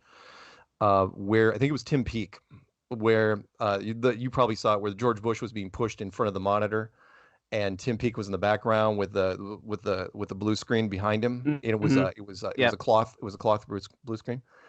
And I knew when I was watching that how it got through, how it got through the filters. That shouldn't have been shown, but the reason it got shown was because you had, and I only knew this because of all the media stuff I've been doing over the last couple of years, where the president, the ex-president's, his people had priority over the NASA people as far as releasing this, meaning Mm-hmm. George Bush's team is like, we want to approve the footage that when we were showing to him in NASA, right? And the NASA people are like, oh, okay, sure. Well, they have precedent, they have jurisdiction, and so it's like, okay, yeah, It went we'll through the release. wrong filter. Yeah, it's really wrong for because remember George Bush's guys, they wouldn't care. They'd be like, okay, how does he look? Is he drooling? No, he's not drooling. Good, let's go with that. They could have cared less was on the monitors behind them, and so there's like, oh yeah, that's the shot we're gonna make. And at that point, I mean, look, it happens in media all the time. So anyway, sorry, what else can I give you on that? We can do a lot with video cards nowadays. In real time, we can do amazing stuff. Next topic, the movie, the documentary. Behind the Curve, yeah. Talk to me about that. What are your thoughts? Blessing and a curse at the same time. I dedicated an entire chapter to it in the book. I tried to be as upfront as I could with a lot of things. What it turned out to be for me anyway, I would not change a damn thing in that movie, and here's why. It became a Trojan horse for us. I sat on the audiences. This thing got so much traction, and we did 28 film festivals in 7 countries or something like that. It was ridiculous. It should have never done that well, but it made the audience feel safe. And it did so. It was getting so much traction that they were sending me out to some of the festivals, and I was sitting in the audience with these people and they didn't know who I was. So I'd be sitting, and of course, every once in a while they'd like look over. I'd like wear a hat, and hopefully they didn't see me. But for the first 20 or 30 minutes, they didn't even think it was real. That's the part that threw them. They thought it was like a piece of docufiction. In fact, there was a spoof.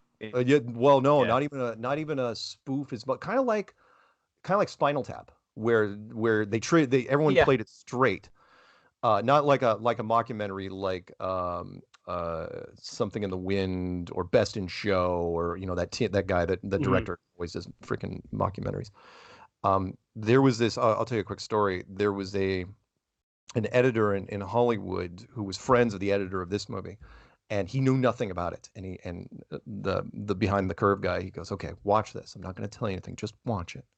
And he watches the whole thing. At the end, he goes, wow, man, you've been holding out on me. He goes, what? He goes, where did you get the budget for this thing? He goes, what are you talking about? He goes, oh, those actors, they played it so straight. Nobody flinched. And he goes, no, man, they weren't actors. They were all real. And he goes, well, and they apparently the guy just mind blown. He's going, that whole conference, that actually happened? Because I was there, man. So here's where it could have been better. And that was, and we didn't even know, honest to God, until I heard the director's commentary, which was only on the iTunes version. And actually it's on the DVD, not that anyone buys DVDs, but apparently it's on there. In the director's commentary, which was super, super boring, until they got to the end. And there was the part where the 12-year-old kid walked up to the microphone and was asking me questions when I was on stage. They all jumped on that and they said, okay, this is where we had to take a stand.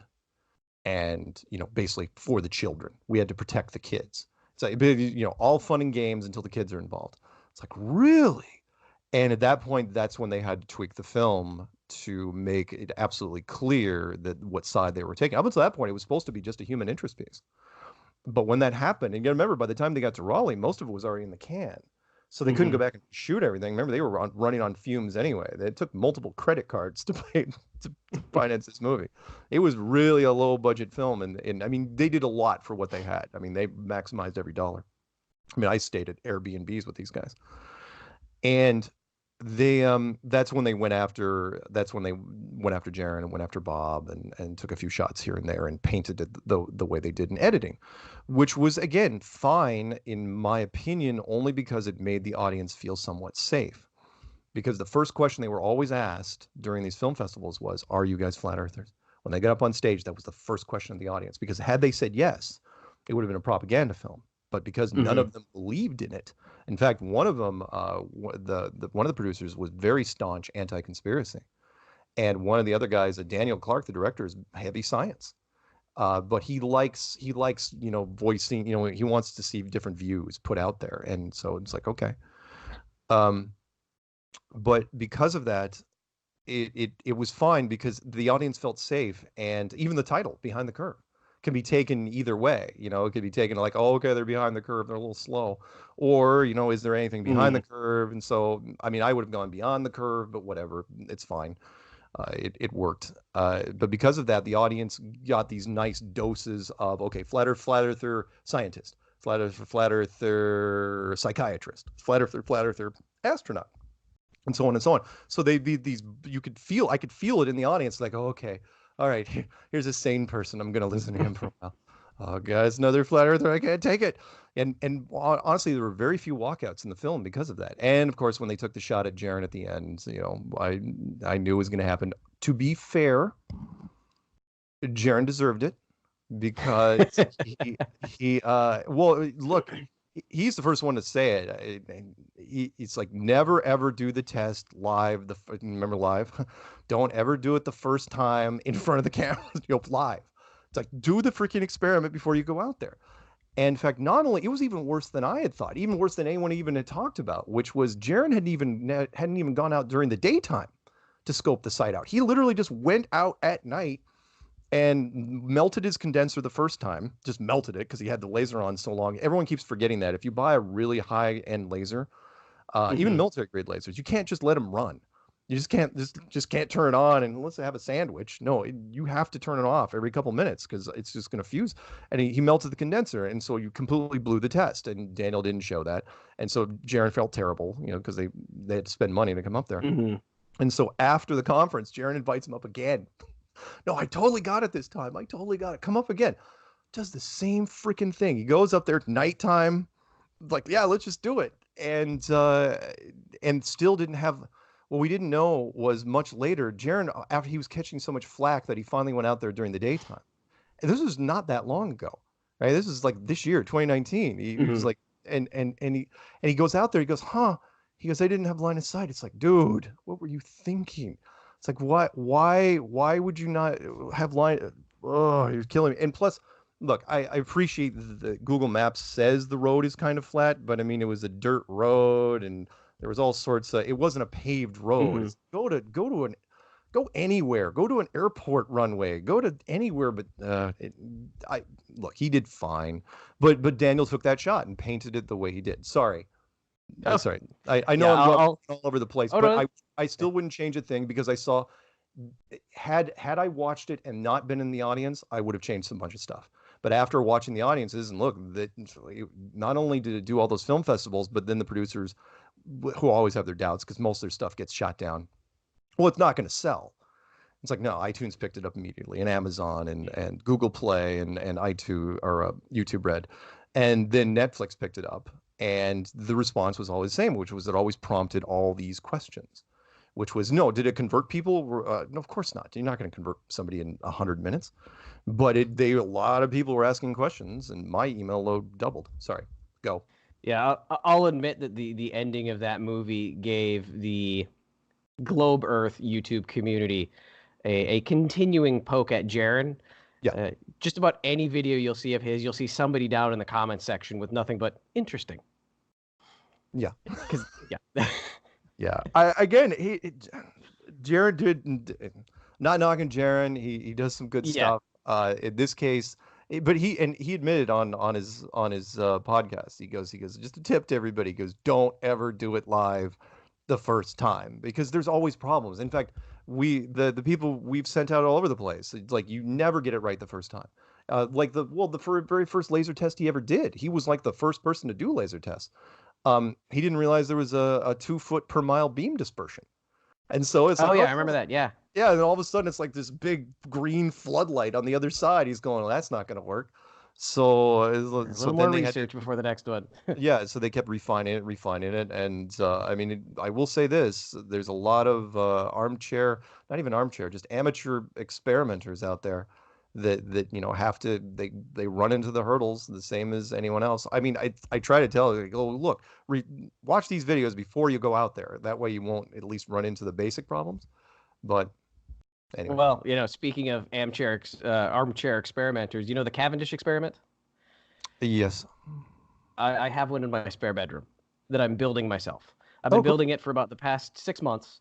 And honestly, again, I believe the Earth is a globe. I believe that gravity exists. Oh, by the way, I I believe that gravity exists.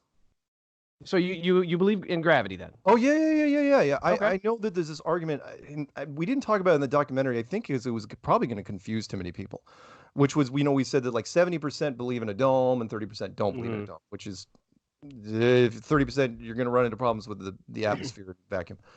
But as far as gravity versus not gravity, I mean, yes, of course we know there's buoyancy. No question. I mean, you take a helium balloon, you let it go right now, it's going to go to your ceiling. Yep. That's buoyancy because you're breathing in a thin version of water. But is there a magical molecular force that pulls things straight down? Yeah, sure. I'll go with Neil Tyson on that one. That's a controversial statement for someone in your community. But no, because I think you can have both, and here's why. If you are in an airplane cockpit, fighter pilot, for example, which is sealed, and you pull up on that stick, something's pushing you hard into the back of that seat. And you remember, you're in a sealed cockpit. So it's not like a whole bunch of buoyancy is running into you in your face. So what's pushing you back to the back of the seat? It's got to be something. I mean, granted, yes, there's absolutely buoyancy. And now of course, if it is a pressurized enclosed system, buoyancy works great, fantastic. But that doesn't mean that you don't have to have gravity. I mean, gravity, I think I think you can have both. I just think the only difference, I've said this many, many times, which I say that if Neil Tyson says it's a magical molecular force that pulls things down to the center of a ball, I say, fine. It's a magical molecular force that pulls things straight down. And it's probably artificial on top of it. At that point, it's like if you're in a created system. If you're in a creating system, it's probably artificial. I suppose you could go off density, but then we don't know how thick it is, and the gravity equation has to be redone. I don't know, but I believe in both. I will not lose sleep either way. First off, we absolutely know there's buoyancy, so. Because we know that's there. So if it's just buoyancy and not gravity, it'd be like, fine, you got me on that one. I don't care. But I do believe in gravity. I do. I don't. But remember, I'm also a big believer of, and I don't know who came up with this, which was, it's not a disc flying upwards through space at 9 meters per second. That myth. Seriously, I'm still trying to find somebody that absolutely believes in that, because is there anybody in the community that actually believes that, or is it something that because community members are mocked by? Well, yeah, because you can't believe in that, because at that point you're saying, oh, okay, there's space. Everybody, most of your flat earthers just cringe every time, and the media loves using it because it's a great visual, which is that whole pancake Earth flying through space. It's like, great. And it doesn't matter who I'm talking to, whatever image I give them. Somebody always, no, let's use this one. It's way cooler looking. It's like, we used to actually think it was cool looking back in the day, back in 2015. Maybe that's why. In 2015, that was the images we were throwing around too, to be honest, just because it was the only images we could find. And then quickly it was like, no, we got to get rid of those. So we grabbed the first thing that looked cool, and then we really didn't think about it until somebody started calling us out on it. Let's modify our visuals. We were calling ourselves out on it, is what was happening. Yeah. It wasn't the globalists. We were going, okay, there's something we can't. It's actually not in space. We were baby steps. 2015, we didn't know a lot, but we got good pretty quick. Back to the Cavendish, like I said, I'm setting up a Cavendish. I'm here in South Korea for a year by myself without the family, so I have an apartment to myself and nothing to do. So that's why I created a YouTube channel, because I got bored. Sure. But I have wanted to create a Cavendish for a long time, and I wanted to show it to my kids. So I figured, when I get here, I've got a spare bedroom. I was going to start setting it up, and the initial image of what I was going to build was very simple. And 6-7 months later, I'm still not done, because I'm still trying to modify it. I'm still trying to refine it, because every time I put something new into it, I've got to modify it a little bit more to make sure I'm removing all the variables. I want it to be a valid test. Right. And it has grown into a thing of its own. So what you were saying about Jared, you don't do it the first time on camera. Right. Especially if you haven't thought it through completely. Oh yeah. If it's just ad hoc, you're going to fail. Yeah. It always sounds, well, with anything, it always sounds good in your head. And then all of a sudden you try to do a practical application. what's that line from the movie Time Travel? Time travel, practical applications. And it's like, what? Yeah, it sounds great, but yeah, we've blown so many experiments here and there just because it's like, okay, it kind of sounds like when guys are like getting really stoned on a couch. It's like, okay, man, here's what we're gonna do. And let the same guys say we're gonna rob a bank.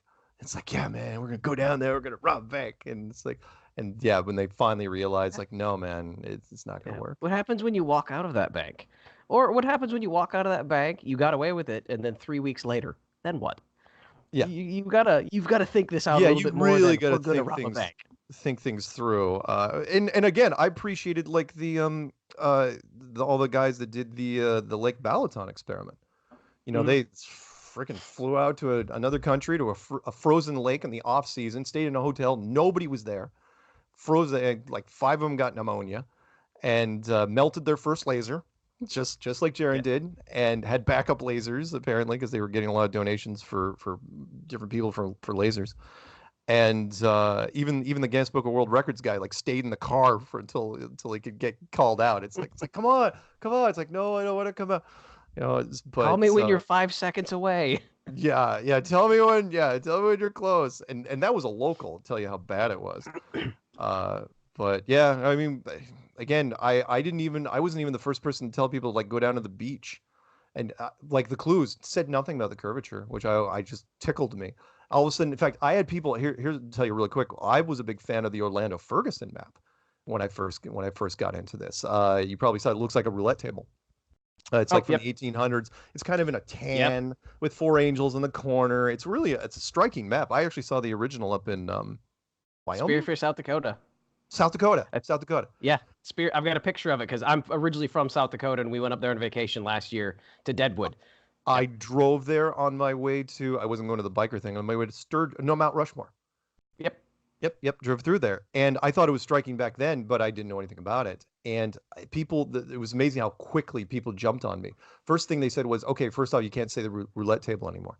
I go, "I can't say roulette table." I go, why? Because all the numbers add up to 666. It's absolutely true. It's like, okay, that's weird, but fine. I won't say roulette table anymore. And they said, also, there's no curve at all. It's absolutely flat. I go, how do you know? And they said because everyone's taking photography. They're taking long distance photography. I'm going, what?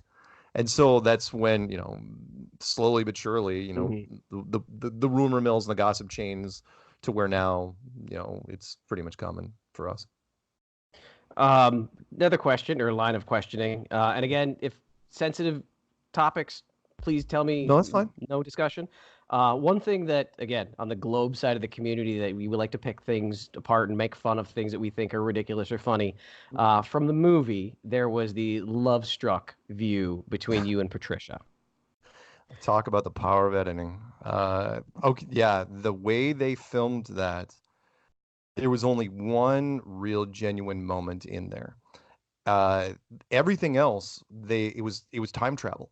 They had portrayed it like it was actively happening during that movie, when in truth it had happened a whole year before, in 2016.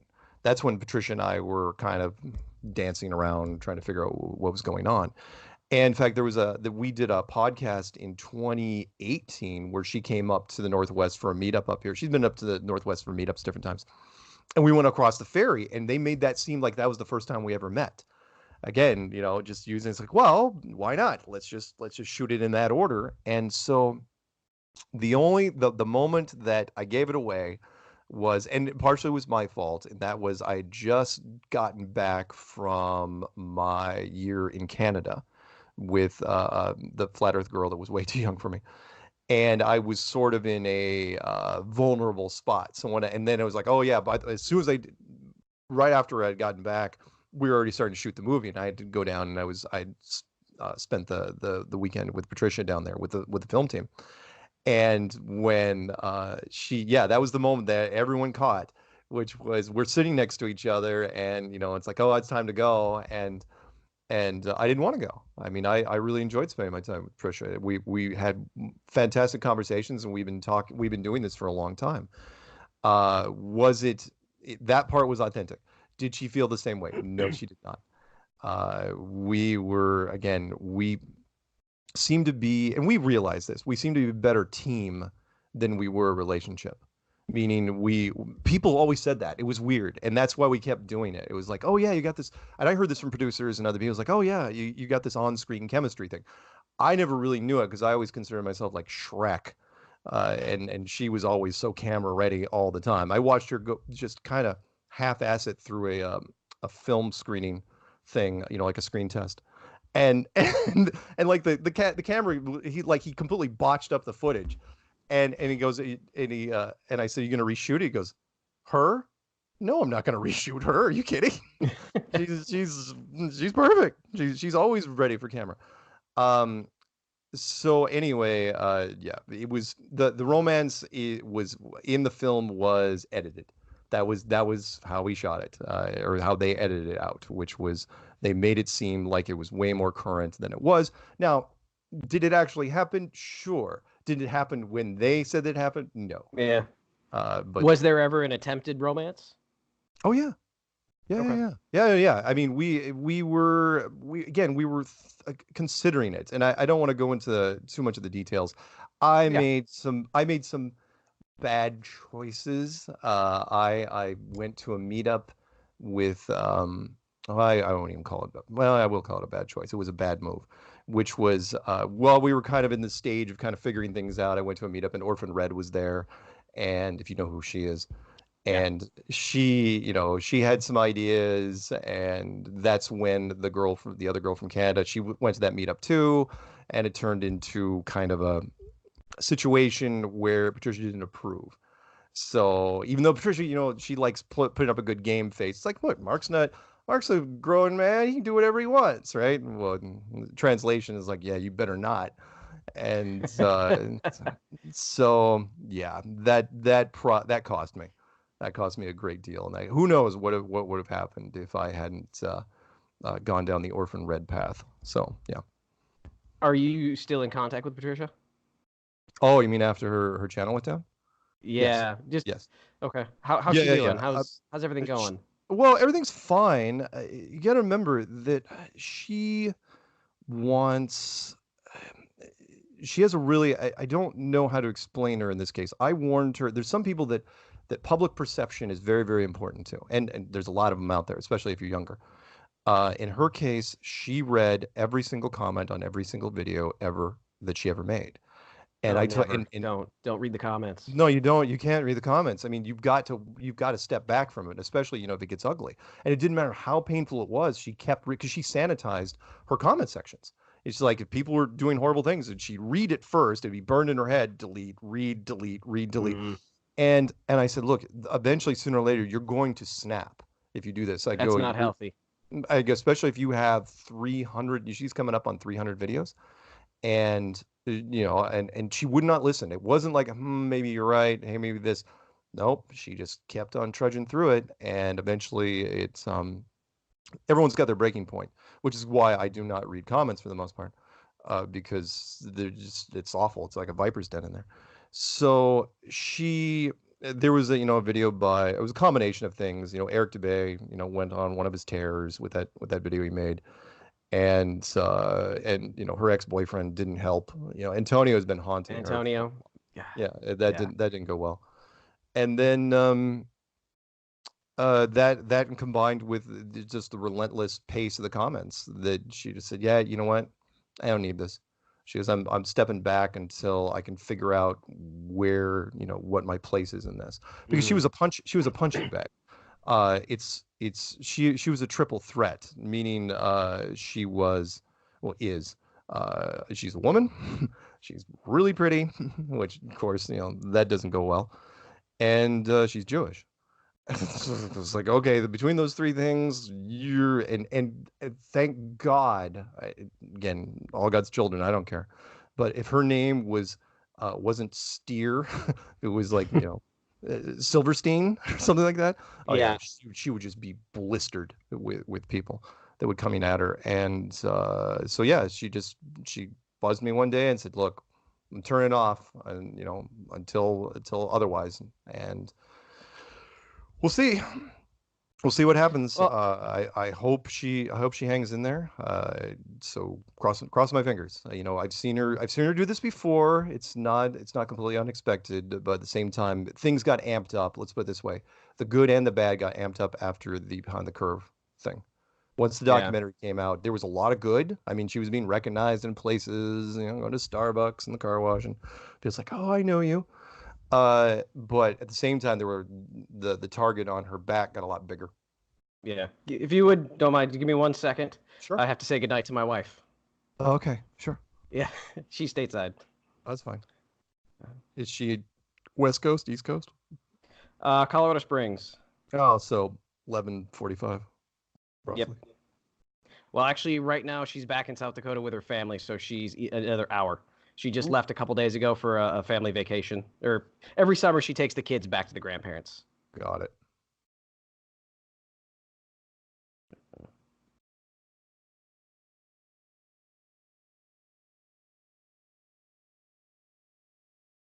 Yeah, it's weird being over here. I get 2 good nights a day. When I'm telling her good night and when she's telling me good night. Oh no. Normally I tell him 2 good mornings a day. Yeah, Piggy rings me every morning to say good morning, Dad, because for some reason he feels like I've adopted him. So,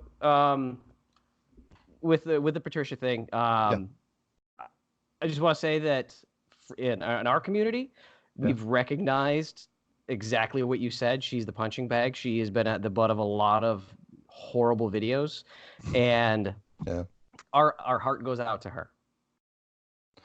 Well, that's appreciated. I mean, honestly, I'm still trying to figure out exactly what her motivation was to get into this in the first place. Because back in 2015, you gotta remember, she doesn't have to do this. I mean, you know, her parents passed away. She inherited quite a bit of money. And if she wanted to, I mean, if she wanted to clean up on YouTube and be completely non-controversial, she could have done makeup over 40, you know, tips and crushed it because, you know, her bone structure is ridiculous. And she'd be like, look, I just did this in 20 minutes, right? And people going, oh, I must buy these products. And she could have totally done that, and she didn't. And I'm still, to this day, you know, I talk to her a lot, and it's just like, why are you doing this? It's like, it's almost like, why are you helping us? It's like, she's a real standout in that regards. But she puts people off because of her symmetry, and honestly, swear to God, the screen does not do her justice. And you see her in real life. And I've seen women just like half her age, just like literally. I'll tell you real quick. I was at a drugstore with her, and the girl at the checkout counter couldn't have been 21, right? And she just stops dead in her tracks. She goes, "How do you do it?" She goes, "What's your secret?" You know, I mean, because women want to know. It's like, okay, what it is, and of course the other side of that. That's the good side. The other side is, you know, everybody hates the homecoming queen. They hate her. They hate her so much. You know, it's schoolyard stuff, which is, you know, you're not so great. It's like, well, in her case, she is. What's the root of the mud that Antonio's slinging against her? Where's that? Oh, it's always the same. It's always the same thing, and that is the male ego is so fragile, which is and I don't know why it keeps happening. The movie Grease, when you know, with John Travolta, which is when my wife's favorite movie, and I try to avoid watching it as much as I can. Really? I had to grow up with it because my sister, she was a huge. She owned 3 albums when we were really young. One was Sean Cassidy, one was Andy Gibb, and one was the Grease soundtrack. And she would freaking listen to that thing. I remember that Grease came out, I think, in '79. Anyway, the point was, I keep reminding me because guys, when a girl breaks up with a guy and the guy's ego is damaged, he's a macho guy, right? They'll go one of 3 ways. Well, actually, only one of 2 ways. But the first one is, oh, you know, she's just a bitch, whatever, or she they'll just make something up to soothe their ego, right? And usually it's like, oh, she was a slut, she was this, she was that. And then another set of guys will go take it one step further. They'll say, oh, you kidding, man? She was a lesbian, obviously. It's like I was too much man for her. But Antonio, he took it. He turned it up to 11. Yeah, he did turn it up to 11. It's like, oh no. She was a guy. And it's like, what? It's like, okay. Okay, first off, that's great sensationalism, sure, but it puts you in a precarious position because, like, didn't she live with you for months? So were you living with and remember, this was back, I know the transgender thing is really hot now, but it wasn't really hot back then, just a few years ago. And so it's like, and he wouldn't let it die. So, okay. So what happens is that the sensationalism feeds kind of this weird positive reinforcement. Again, Greece, tell me more, right? Yeah. And that's what people were going, and he was getting hits, he was getting subs, and so what do you think he was going to do? It's like, oh, people want to, I'm going to tell you, that's straight out of tabloid tactics. Was like, if the headline works, you just keep using that headline until they sue you. It's like, Jennifer Aniston, blah blah blah. It's like, oh yeah, we're gonna keep running with that. And he wouldn't stop. And then, of course, it got worse because some of the trolls jumped on it. And by that, I shouldn't even say the globalist trolls didn't jump on it. It was our guys that jumped on it. So like Eric Dubay jumped on it, which was the worst. And then ODD, I think, jumped on it a little bit, and some of these other guys. And it only takes a few. And they just reinforced it. It's like, oh yeah, I know Antonio. He's totally, hashtag legit, hashtag gender question mark.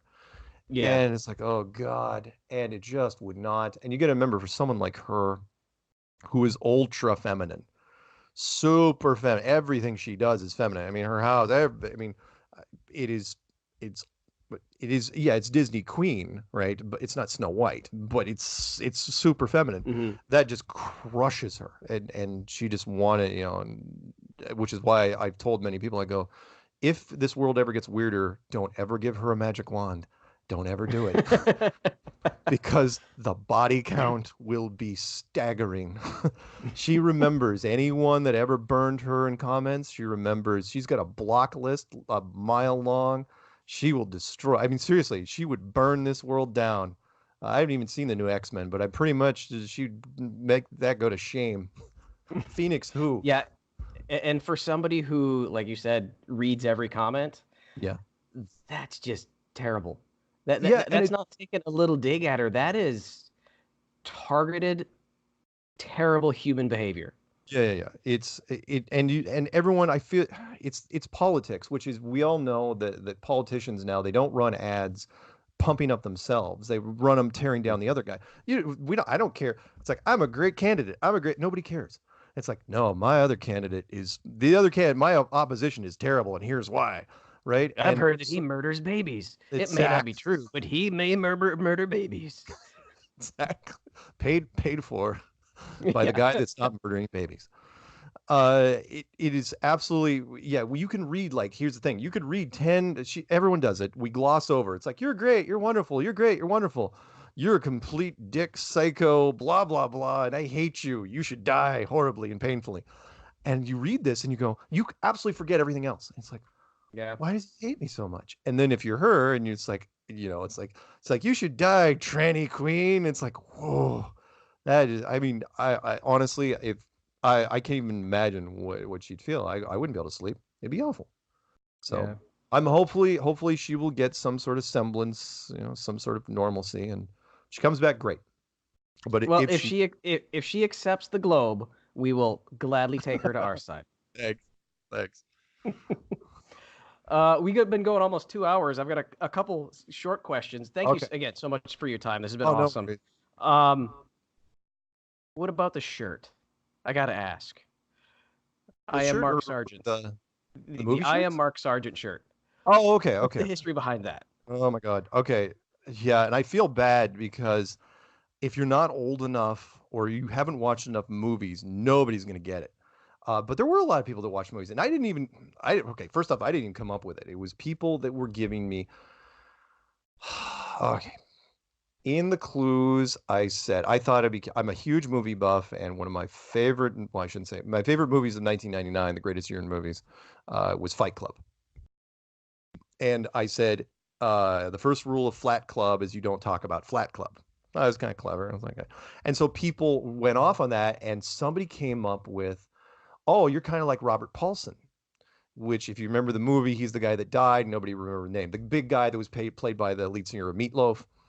And he died, and people was like, who is he? Mhm. Right? It's like, nobody knows. And it's like, no, his name is Robert Paulson. Right? And it's like, we are all Robert Paul. I am Robert Paulson. We are Mhm. all Robert Paulson. Therefore, I am MarkSargent. And it's like, Okay, yeah, I that know. makes sense. And people thought, I think people thought it was awfully movie clever.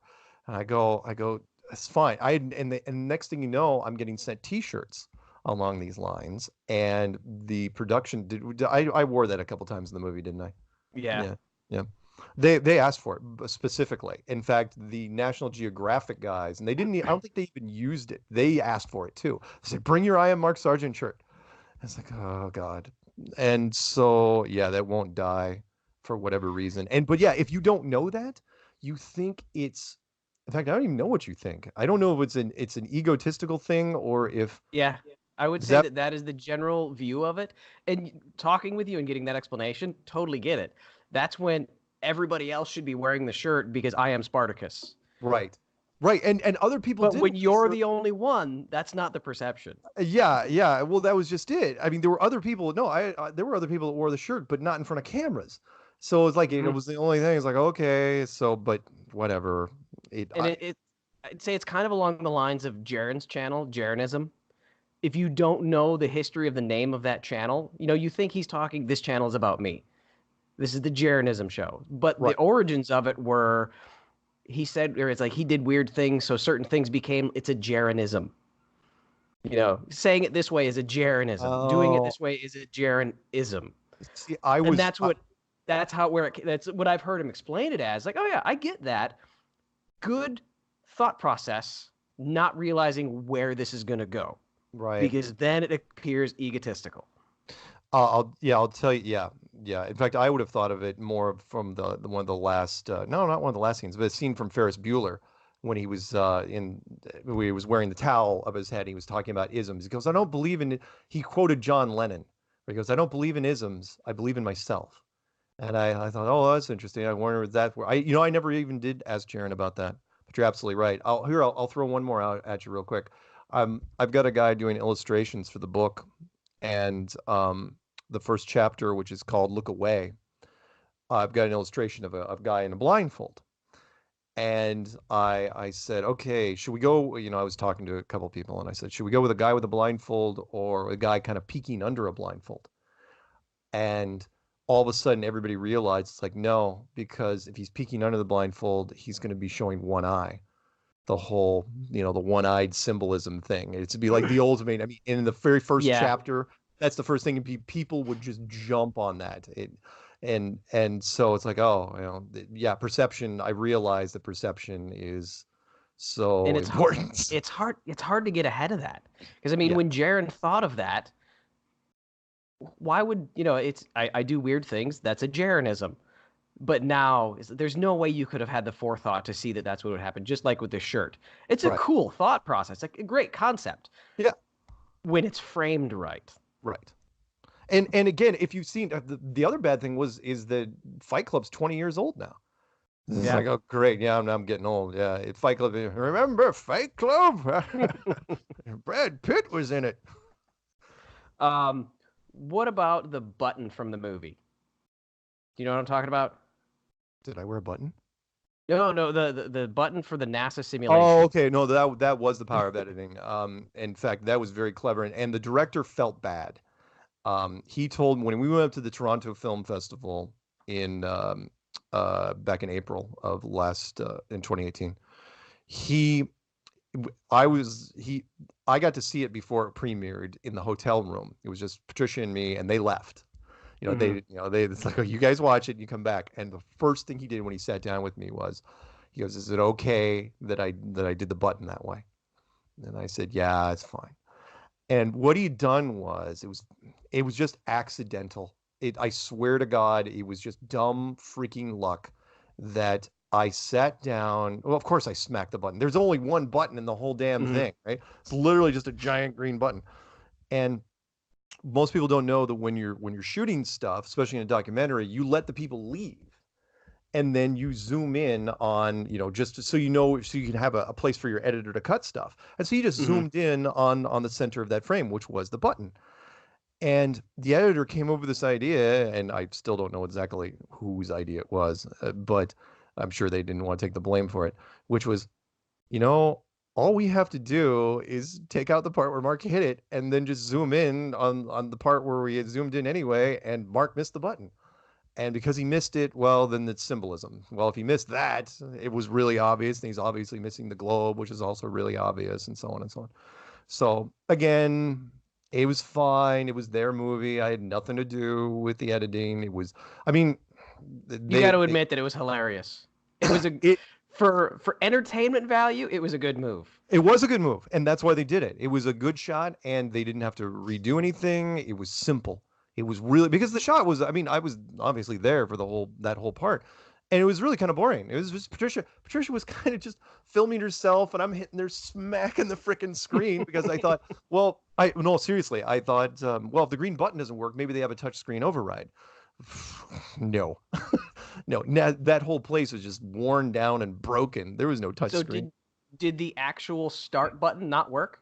No, the start button didn't work. That was the whole point. And they left all that out too, which was nothing in that place worked. It was like an amusement park ride from the late 80s, early 90s that nobody had upkept. Everything was super worn. There were things were just turned off because they weren't working. And we were just kind of walking around, just taking shots at people, taking shots at exhibits. And they cut most of that out. And then it's like, okay, the button thing. But it was good, like you said.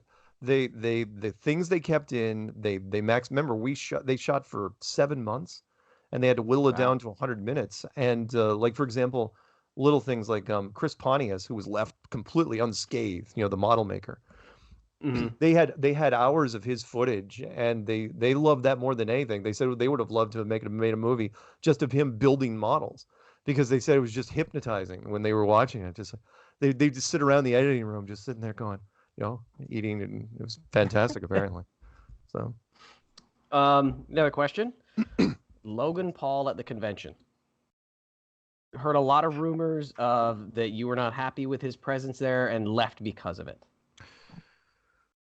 First off, Logan Paul, and I said this in the book. In fact, he's part of Enemies of the State, and I only knew about Logan Paul's existence through his brother Jake. Because I do a lot of internet research, and I've gone through so many things. I accidentally ran into Jake. It's like, okay, who's this idiot? Didn't know that he had an older brother. Then I ran into his older brother, and then I happened to stumble across the Japanese suicide video thing when he went out there. And then I had to go back into his history, and what happened was I've lost friends to that years ago, and so I have a strong opinion on it. And so it was like the perfect storm of bad things that happened here, meaning he decided to come to the conference, but he didn't tell the promoter. He didn't tell Robbie. And so he just bought tickets. Robbie saw him on the list and recognized him. And Logan convinced him to keep it a secret. That's where things went wrong. Keep it a secret from everybody, including me, including the speakers. And Robbie didn't even announce it to us until 12 hours before this thing was going live. Well, I'd already been to the freaking, I was already in Denver for 2 days at that point.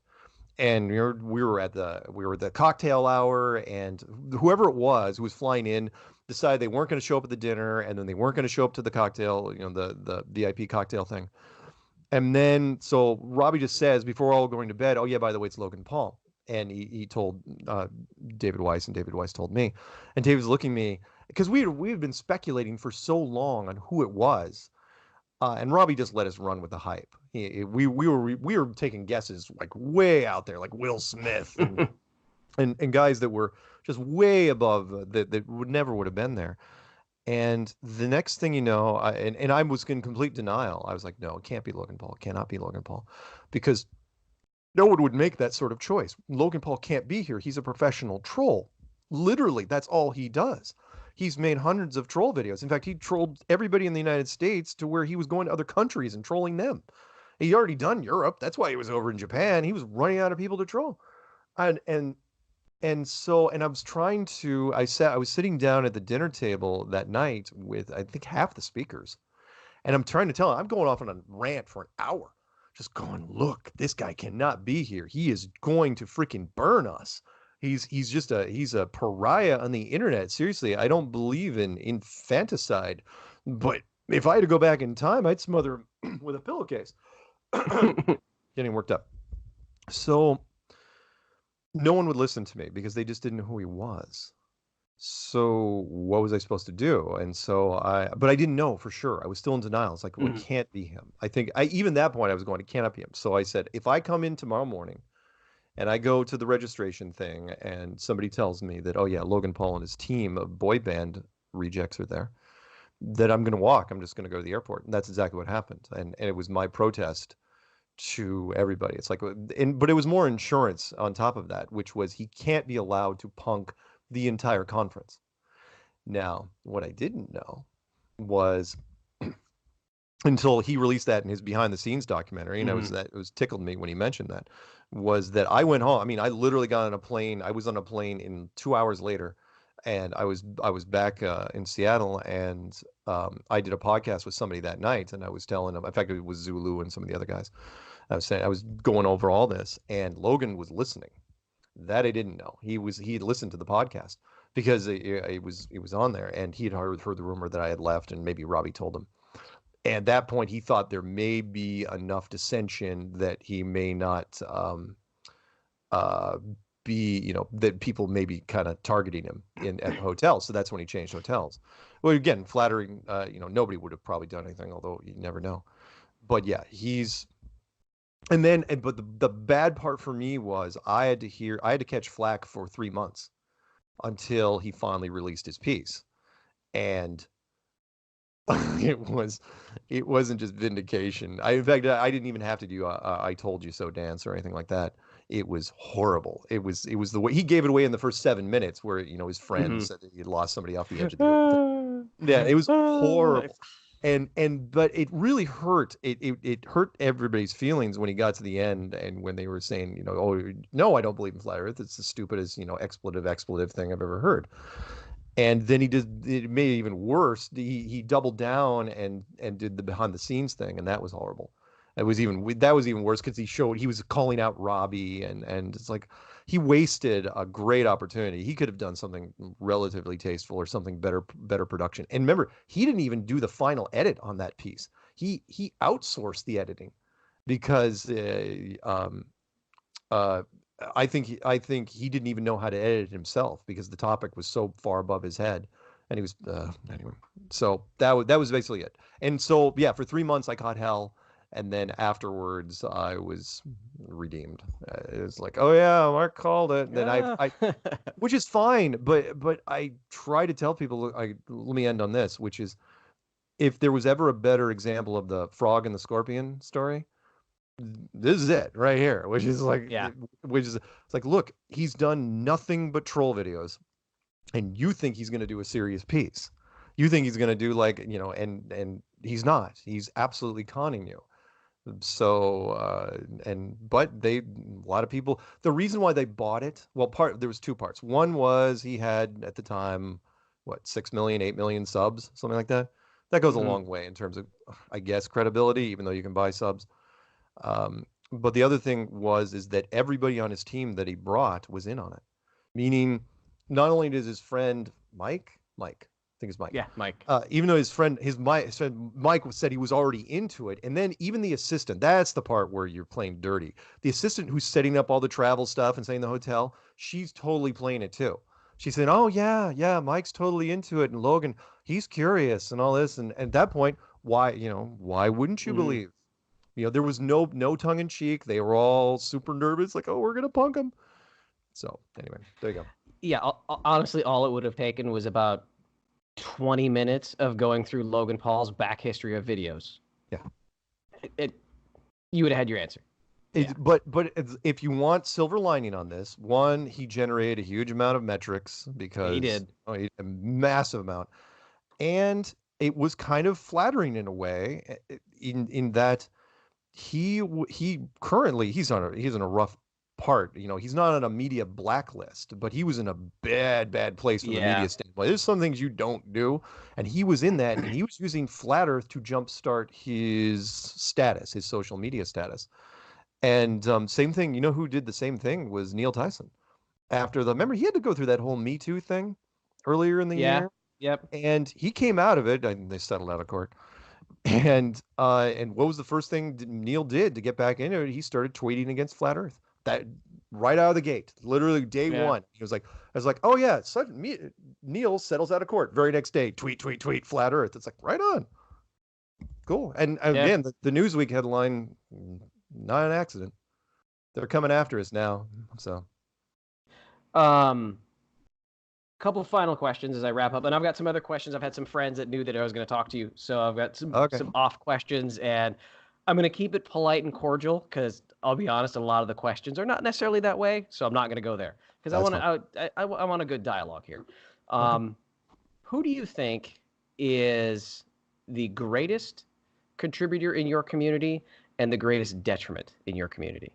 Because I know on our side, there are people that they're damaging. They're entertaining, but they're damaging. yeah. So from your side, who do you think has the greatest effect bringing people to your side, and who has the greatest effect pushing people from your side? Okay, modesty aside, because I am the freshman recruiter, chances are if you're just getting into the community, you're going to run into my stuff first. Yeah. I've just heard it again and again and again. It doesn't matter who you went to. In fact, I hear this over and over, which is I looked at other people's stuff first, but it seemed too difficult. So I looked at your stuff. I got it. Again, 101 book. There's a reason why we have 101 books before 201, before 301. You got to start. You give somebody a 301 book, they're what are you going to do? I mean, yes, some people might be able to get through it, but a lot won't. So yeah, as far as the easiest people, the person that probably brought the most into it, yeah, I'll say me. Sure. Why not? Okay. It kind of reminds me of the movie, movie reference, Blow with Johnny Depp, where he was doing the cocaine runs from South America. Yep. There was that line where he goes, "If you did coke in the 1980s, there was like from this year, there was an 80-something% chance that you got it from me." And I was like, yeah, that's kind of like, yeah, I've heard it too many times. But that being said, I mean, again, I get you in the door, and a lot of people, I won't say they abandon me, but they kind of do. They put down the 101 book, and it's like, oh yeah, and then they run off, and it's like, oh yeah, I remember Mark. Yeah, but the other people they stick with a lot longer, which is fine. The guy that does the most detriment, without question, which is, again, blessing and a curse, Eric Dubay. Yeah. He has freaking, oh my God, has that man burned bridges. He's done so many, I mean, there's so many people that have said that they love his stuff, and he's made a lot of content for Flat Earth, no question. But he has, between the anti-Semitic stuff, which, again, it's 2019, can't really do that anymore. I mean, seriously, I'll give you a perfect example. Every producer that has asked me about Eric, and I'm not shy about saying this, people have said, they ask me about Eric all the time. They ask about Matt, and I say, at your own peril, and you saw what happened with the documentary there. Yeah. Seriously. And they kept calling. They called him even when I tell every producer the same thing. I go, don't call Matt. You will not be able to hold a conversation with him. They're going, piece of cake. And then they call me back and they go, why didn't you tell me? I go, I did tell you. You're just not listening. But with Eric, between the anti-Semitic stuff and the burning of the bridges. Oh yeah, I'm sorry. The reason why Eric was not even mentioned in the documentary is because when I say anti-Semitic, if I even use the words, every producer, it doesn't even matter if they're a Jewish producer or not, because there's so many Jewish people in the producer world, they know full well you will not be able to make it through the food chain without that. He once killed one of the early Netflix, not a deal, but a conversation where this was way before the documentary. This was Netflix was thinking about a television show. And they had an intern off to the side with a laptop, type. They cross-referenced Eric with anti-Semitism, gone. That was it. The meeting was over. It was like, yeah. until this guy is pushed out. The other part was he burns bridges, which is if you want to look at any one incident that just catalyzed everybody on our side of the fence and Eric on his own, was when he did the Eddie Bravo interview, where Eddie Bravo, he interviews him through Skype. And I called it. I predicted it. I said, if they run long, if they go over 90 minutes, I didn't think that Eddie would, but he did. If he goes over 90 minutes, Eric's going to get comfortable, and he's just going to start throwing rocks. And he did. Almost like the 100-minute mark, Eric starts going, oh, yeah, by the way, the Raleigh conference, it's just a shill fest. No one should ever go there. And then he also said, and then Eddie asked him some pointed question. He goes, hey, who do you condemn? And Eric was too scared. He wouldn't say anything. He wouldn't condemn anybody on Eddie's show. And he goes, okay, fine. Who do you endorse? And Eric still didn't say anything. It's like, okay, so you're too scared to condemn anybody and too scared to actually endorse any channels. Yeah, Eric has caused, the Patricia thing, for example. He just, and he's in freaking Thailand and he's never coming back. I have it on pretty good authority that he's absolutely scared to death to come to the States because he thinks he's on a no-fly list. Which Really? Yeah, which would be kind of that would, if you were afraid of that, yeah, because if you get to the States and you're on a no-fly list, how are you getting back to Thailand? Now, yeah, you could probably maybe go up to Vancouver or, go up to Canada or down to Mexico. That's not a guarantee. Probably Mexico, you could probably get out. I don't know, but I don't know. But anyway, so yeah, Eric, there you go. Okay. My last two questions, and then I'll kind of go to a couple of questions here. Okay. If you could tell one person the strongest proof that you think would convince the most people, what would it be? Long distance photography, without a question. It's the easiest to understand. I didn't come up with it. It's not in the clues. People just naturally did it on their own, and it caught on. For whatever reason, I didn't even know what the curvature of the Earth was. Honest, and most people don't. And that's the one. A picture is worth 1,000 words, and video is worth even more. Does it absolutely positively prove a flat Earth? No, it doesn't. But it puts so many seeds in a person's head and it's easy to explain to the average person. Well, it's look, I go out to the beach, I shoot this thing long distance, shouldn't be there, and it doesn't matter if the experiment's done right or if they're if the height, if the viewer height is screwed up or whatever it is. It's in their head, and their first attempt usually produces some sort of results, and that's the one that resonates more than anybody. It's the first one. Yes, I know. And for everyone to show me of that, I could show you. We go back and forth on this. That's the problem, which is. And the reason I send you this one is because this is a picture I took last week when I was in Hawaii. Oh, I got you. Yeah, so this is one that I took. I'm going to put it into a video because in front of this building is 180 feet tall. Right. It's about 18 miles away. Right. And between me so it's like ocean, and then the landmass comes back to the tip of part of the island. And where the landmass starts, between me and this building is 2-story buildings, a flight line, and giant oil tankers. Sure. But I can't see them in the image. Right. You want me to respond? Yes, You've heard all these though. Yeah. You've heard all these. The one I'll come back with this one, which is something that hopefully my channel's still up on Monday. I'm dealing with some copyright stuff. But I've got a backup channel in the works, and not that it matters anyway at this point. I honestly, my channel gets lost in just the sea of. I mean, you type in flat Earth, you've seen what comes up for the first 50. It's ridiculous. The one I refer to more is it was a little husband-wife team that went down to a frozen lake. It's called 7.53 Frozen. I think it's the Frozen Flat Earth test, where she goes down. It was either early in the morning or late at night. I can't remember. I think it was early in the morning. She goes down on one end of the lake, 7.53 miles away. She sets the flashlight literally down on the ice. He's on the other side. He sets his camera on the ice. Of course, he doesn't put it on the ice. He puts it on a little tripod. It must be maybe 1.5 feet up. And, they're on cell phones and it's live. And she's clicking it off and on and he can see it clearly. And so it's like, okay.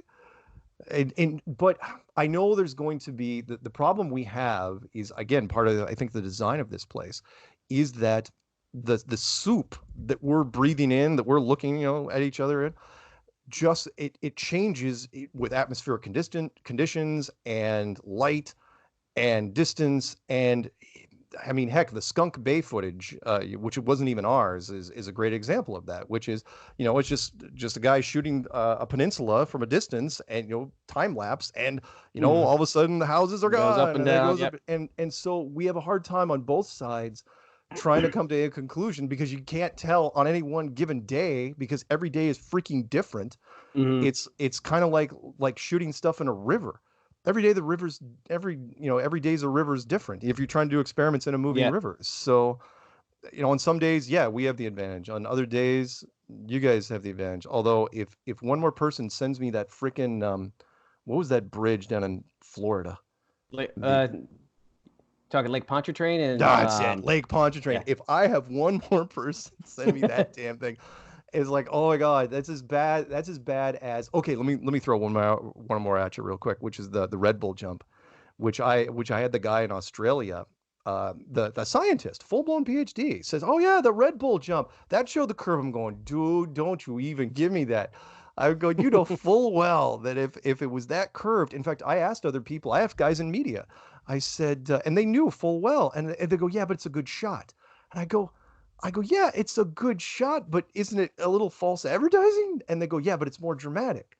And go, it makes him look like, he's wearing the whole astronaut suity type thing. It's like, it makes him look like, he's in space. I was going, but he's not in space. But he's not. They go, yeah, but it's a good shot. I was going, oh, you're killing me.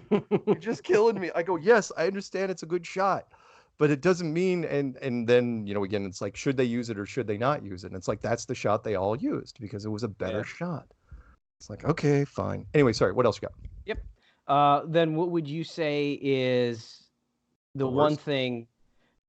Well, not necessarily the worst proof, but what's the one thing that's made you question it for the globe side? Oh, it's got to be the same for everybody. It's the Antarctic sun.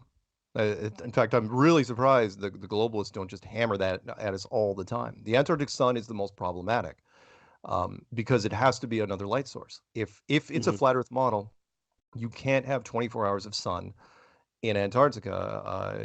It can't be done, unless you have a second light source, or unless there's something else going on out there that we don't know about. Of course, it helps that Antarctica is for the most part off limits, and also screams go away, so there's hardly anyone there. But I've talked to people that have said, oh yeah, I was there for the Antarctic sun. I talked to a camera guy that worked for Nat Geo. Even though he was really curious about flat Earth, he's going, what about the Antarctic sun? I go, I don't know. I honestly don't know. There's something going on with it, and with the optics, and who knows? Maybe it's one of those things where you can get away with two suns, or overlapping. I don't know. Part of the display system, we don't know. Again, we've only been doing this 4 years, but that is by far, in my opinion, has always been the weakest one, because logistically, even for somebody who boils it down like I do, logistically, it should be easy enough for someone to say, oh yeah, I mean, yeah, for the North Pole, yeah, it works great, fantastic. But for the South Pole, it can't. And so yeah, that's got to be the weakest. But it's not enough. It's not enough to turn people. All right, couple questions. Some of these are a bit snarky, some not so much. That's fine. Somebody wanted me to ask you, where do flies go when it rains? I don't know why they want to ask. That's a great question. Well, like, where do any insects go? They usually go to ground. More than anything. Even birds don't fly in the rain. I think all nature goes. That's not a bad question. I didn't know the history of it, so I didn't know if there was some kind of snark behind it. No. It's a good question, but I think it's the same thing with, it's not just flies, it's everything. Everything leaves. All nature leaves when it rains. Not many things like it outside when it rains. Yeah, you don't see a lot of dragonflies hanging out in a storm. Yeah. I've got somebody else saying that a body language expert has analyzed the documentary. Yes. Do you know where this is going? Okay. I have not watched it. I have watched. It was funny because I had actually watched some of her other stuff. I'm not that much of a masochist. I'll watch some stuff. So why? What did she say? I'm not sure. It was just somebody wanted me to ask. No, I have not watched it. I am sure that she accuses her big thing in her videos is she accuses everybody of lying. That's her thing. It doesn't matter who it is. And so if she accused me of lying, hey, great, fantastic. But it was a documentary, so and we only did one take. Mm. There were no repeat takes, as opposed to like National Geographic where we did 5, 6, 8 takes for different things. But whatever. I haven't watched it. Since I'm having technical issues and I'm on my phone that's got 20% battery life, I think that's probably a good time to end it. Okay. And we've been on for like 2.5 hours now, so I've taken up plenty of your time. Oh, no, you're good. Well, thank you. Thank you. Yeah.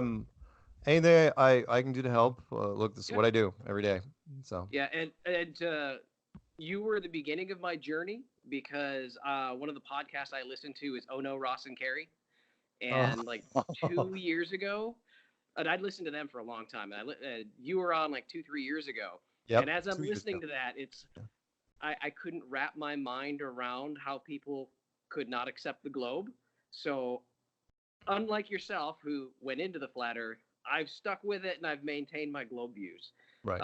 But I have been inundated with it ever since. It's one of those things I just can't let go. Yeah. And like I said, I got here to Korea 7 months ago and decided I've got the extra time. Maybe I can put out some of my own content. So you were the beginning of my journey into the flat Earth as well. Oh, well, cool. Well, I'm hopefully I didn't ruin any part of your life. Real quick, I know before your camera runs out, Ross and Carrie were they were the ones responsible for the whole National Geographic thing, even happening. Yeah. Is because they wanted to do a test out of the Salton Sea, and I said no, I don't want to do a stupid test. I go, the Salton Sea's a horrible place, and the National Geographic was asking me, it's like, hey, how about the Salton Sea? I go, no, ask some of the Los Angeles people. The chapters out there, they're fine, and they kept calling me. They said, no, we'll fly, we'll pay for everything. You'll stay with us at the hotel. Come on. I was going, oh, I'm gonna regret this already. And and sure enough, Ross was there when we did that. Carrie wasn't, and I kind of wanted to meet her. But yeah, the two of them when we did that little podcast, it was weird because I didn't know what I was getting. I never do when I do these, but they were hitting me as hard as they could. So yeah, and the interview at the end of it, because they did like a 4 or 5 part series on flat Earth, and it ended with the interview of you after they had already discussed it. And that was kind of the goal that I wanted here today, was because that conversation you guys had at the end was very polite, very cordial, non-confrontational, just get to know each other. So, yeah. Well, cool. Yeah. Hopefully I did that. I mean, I've done enough of these that I can't, even if you came at me with knives, I couldn't even, people say, why don't you get upset at the people that really attack you? I go, because it'd be hypocritical. I got to remember that I was on that other side. I was the one that was going, this is the stupidest thing ever. I mean, I was the one that tried to debunk it for 9 months. And so for me to yell and, push back and really get angry, it's not fair. I've practiced what you preach. And so, yeah, no, thank you for this. It was very cordial. Thank you Thank you again for your time. When I put this together and put it online, I'll send a link to you. No fancy editing or anything like that. That's not what I wanted to do here. This is just conversational. That's what my goal was. So I'll definitely send you a link. Feel free to poke your head in and say hi to the people in the comments. Okay. I would be flattered by that. And again, thank you very much for your time. Oh, very welcome. Hey, you have a good afternoon, and I'll have a good evening.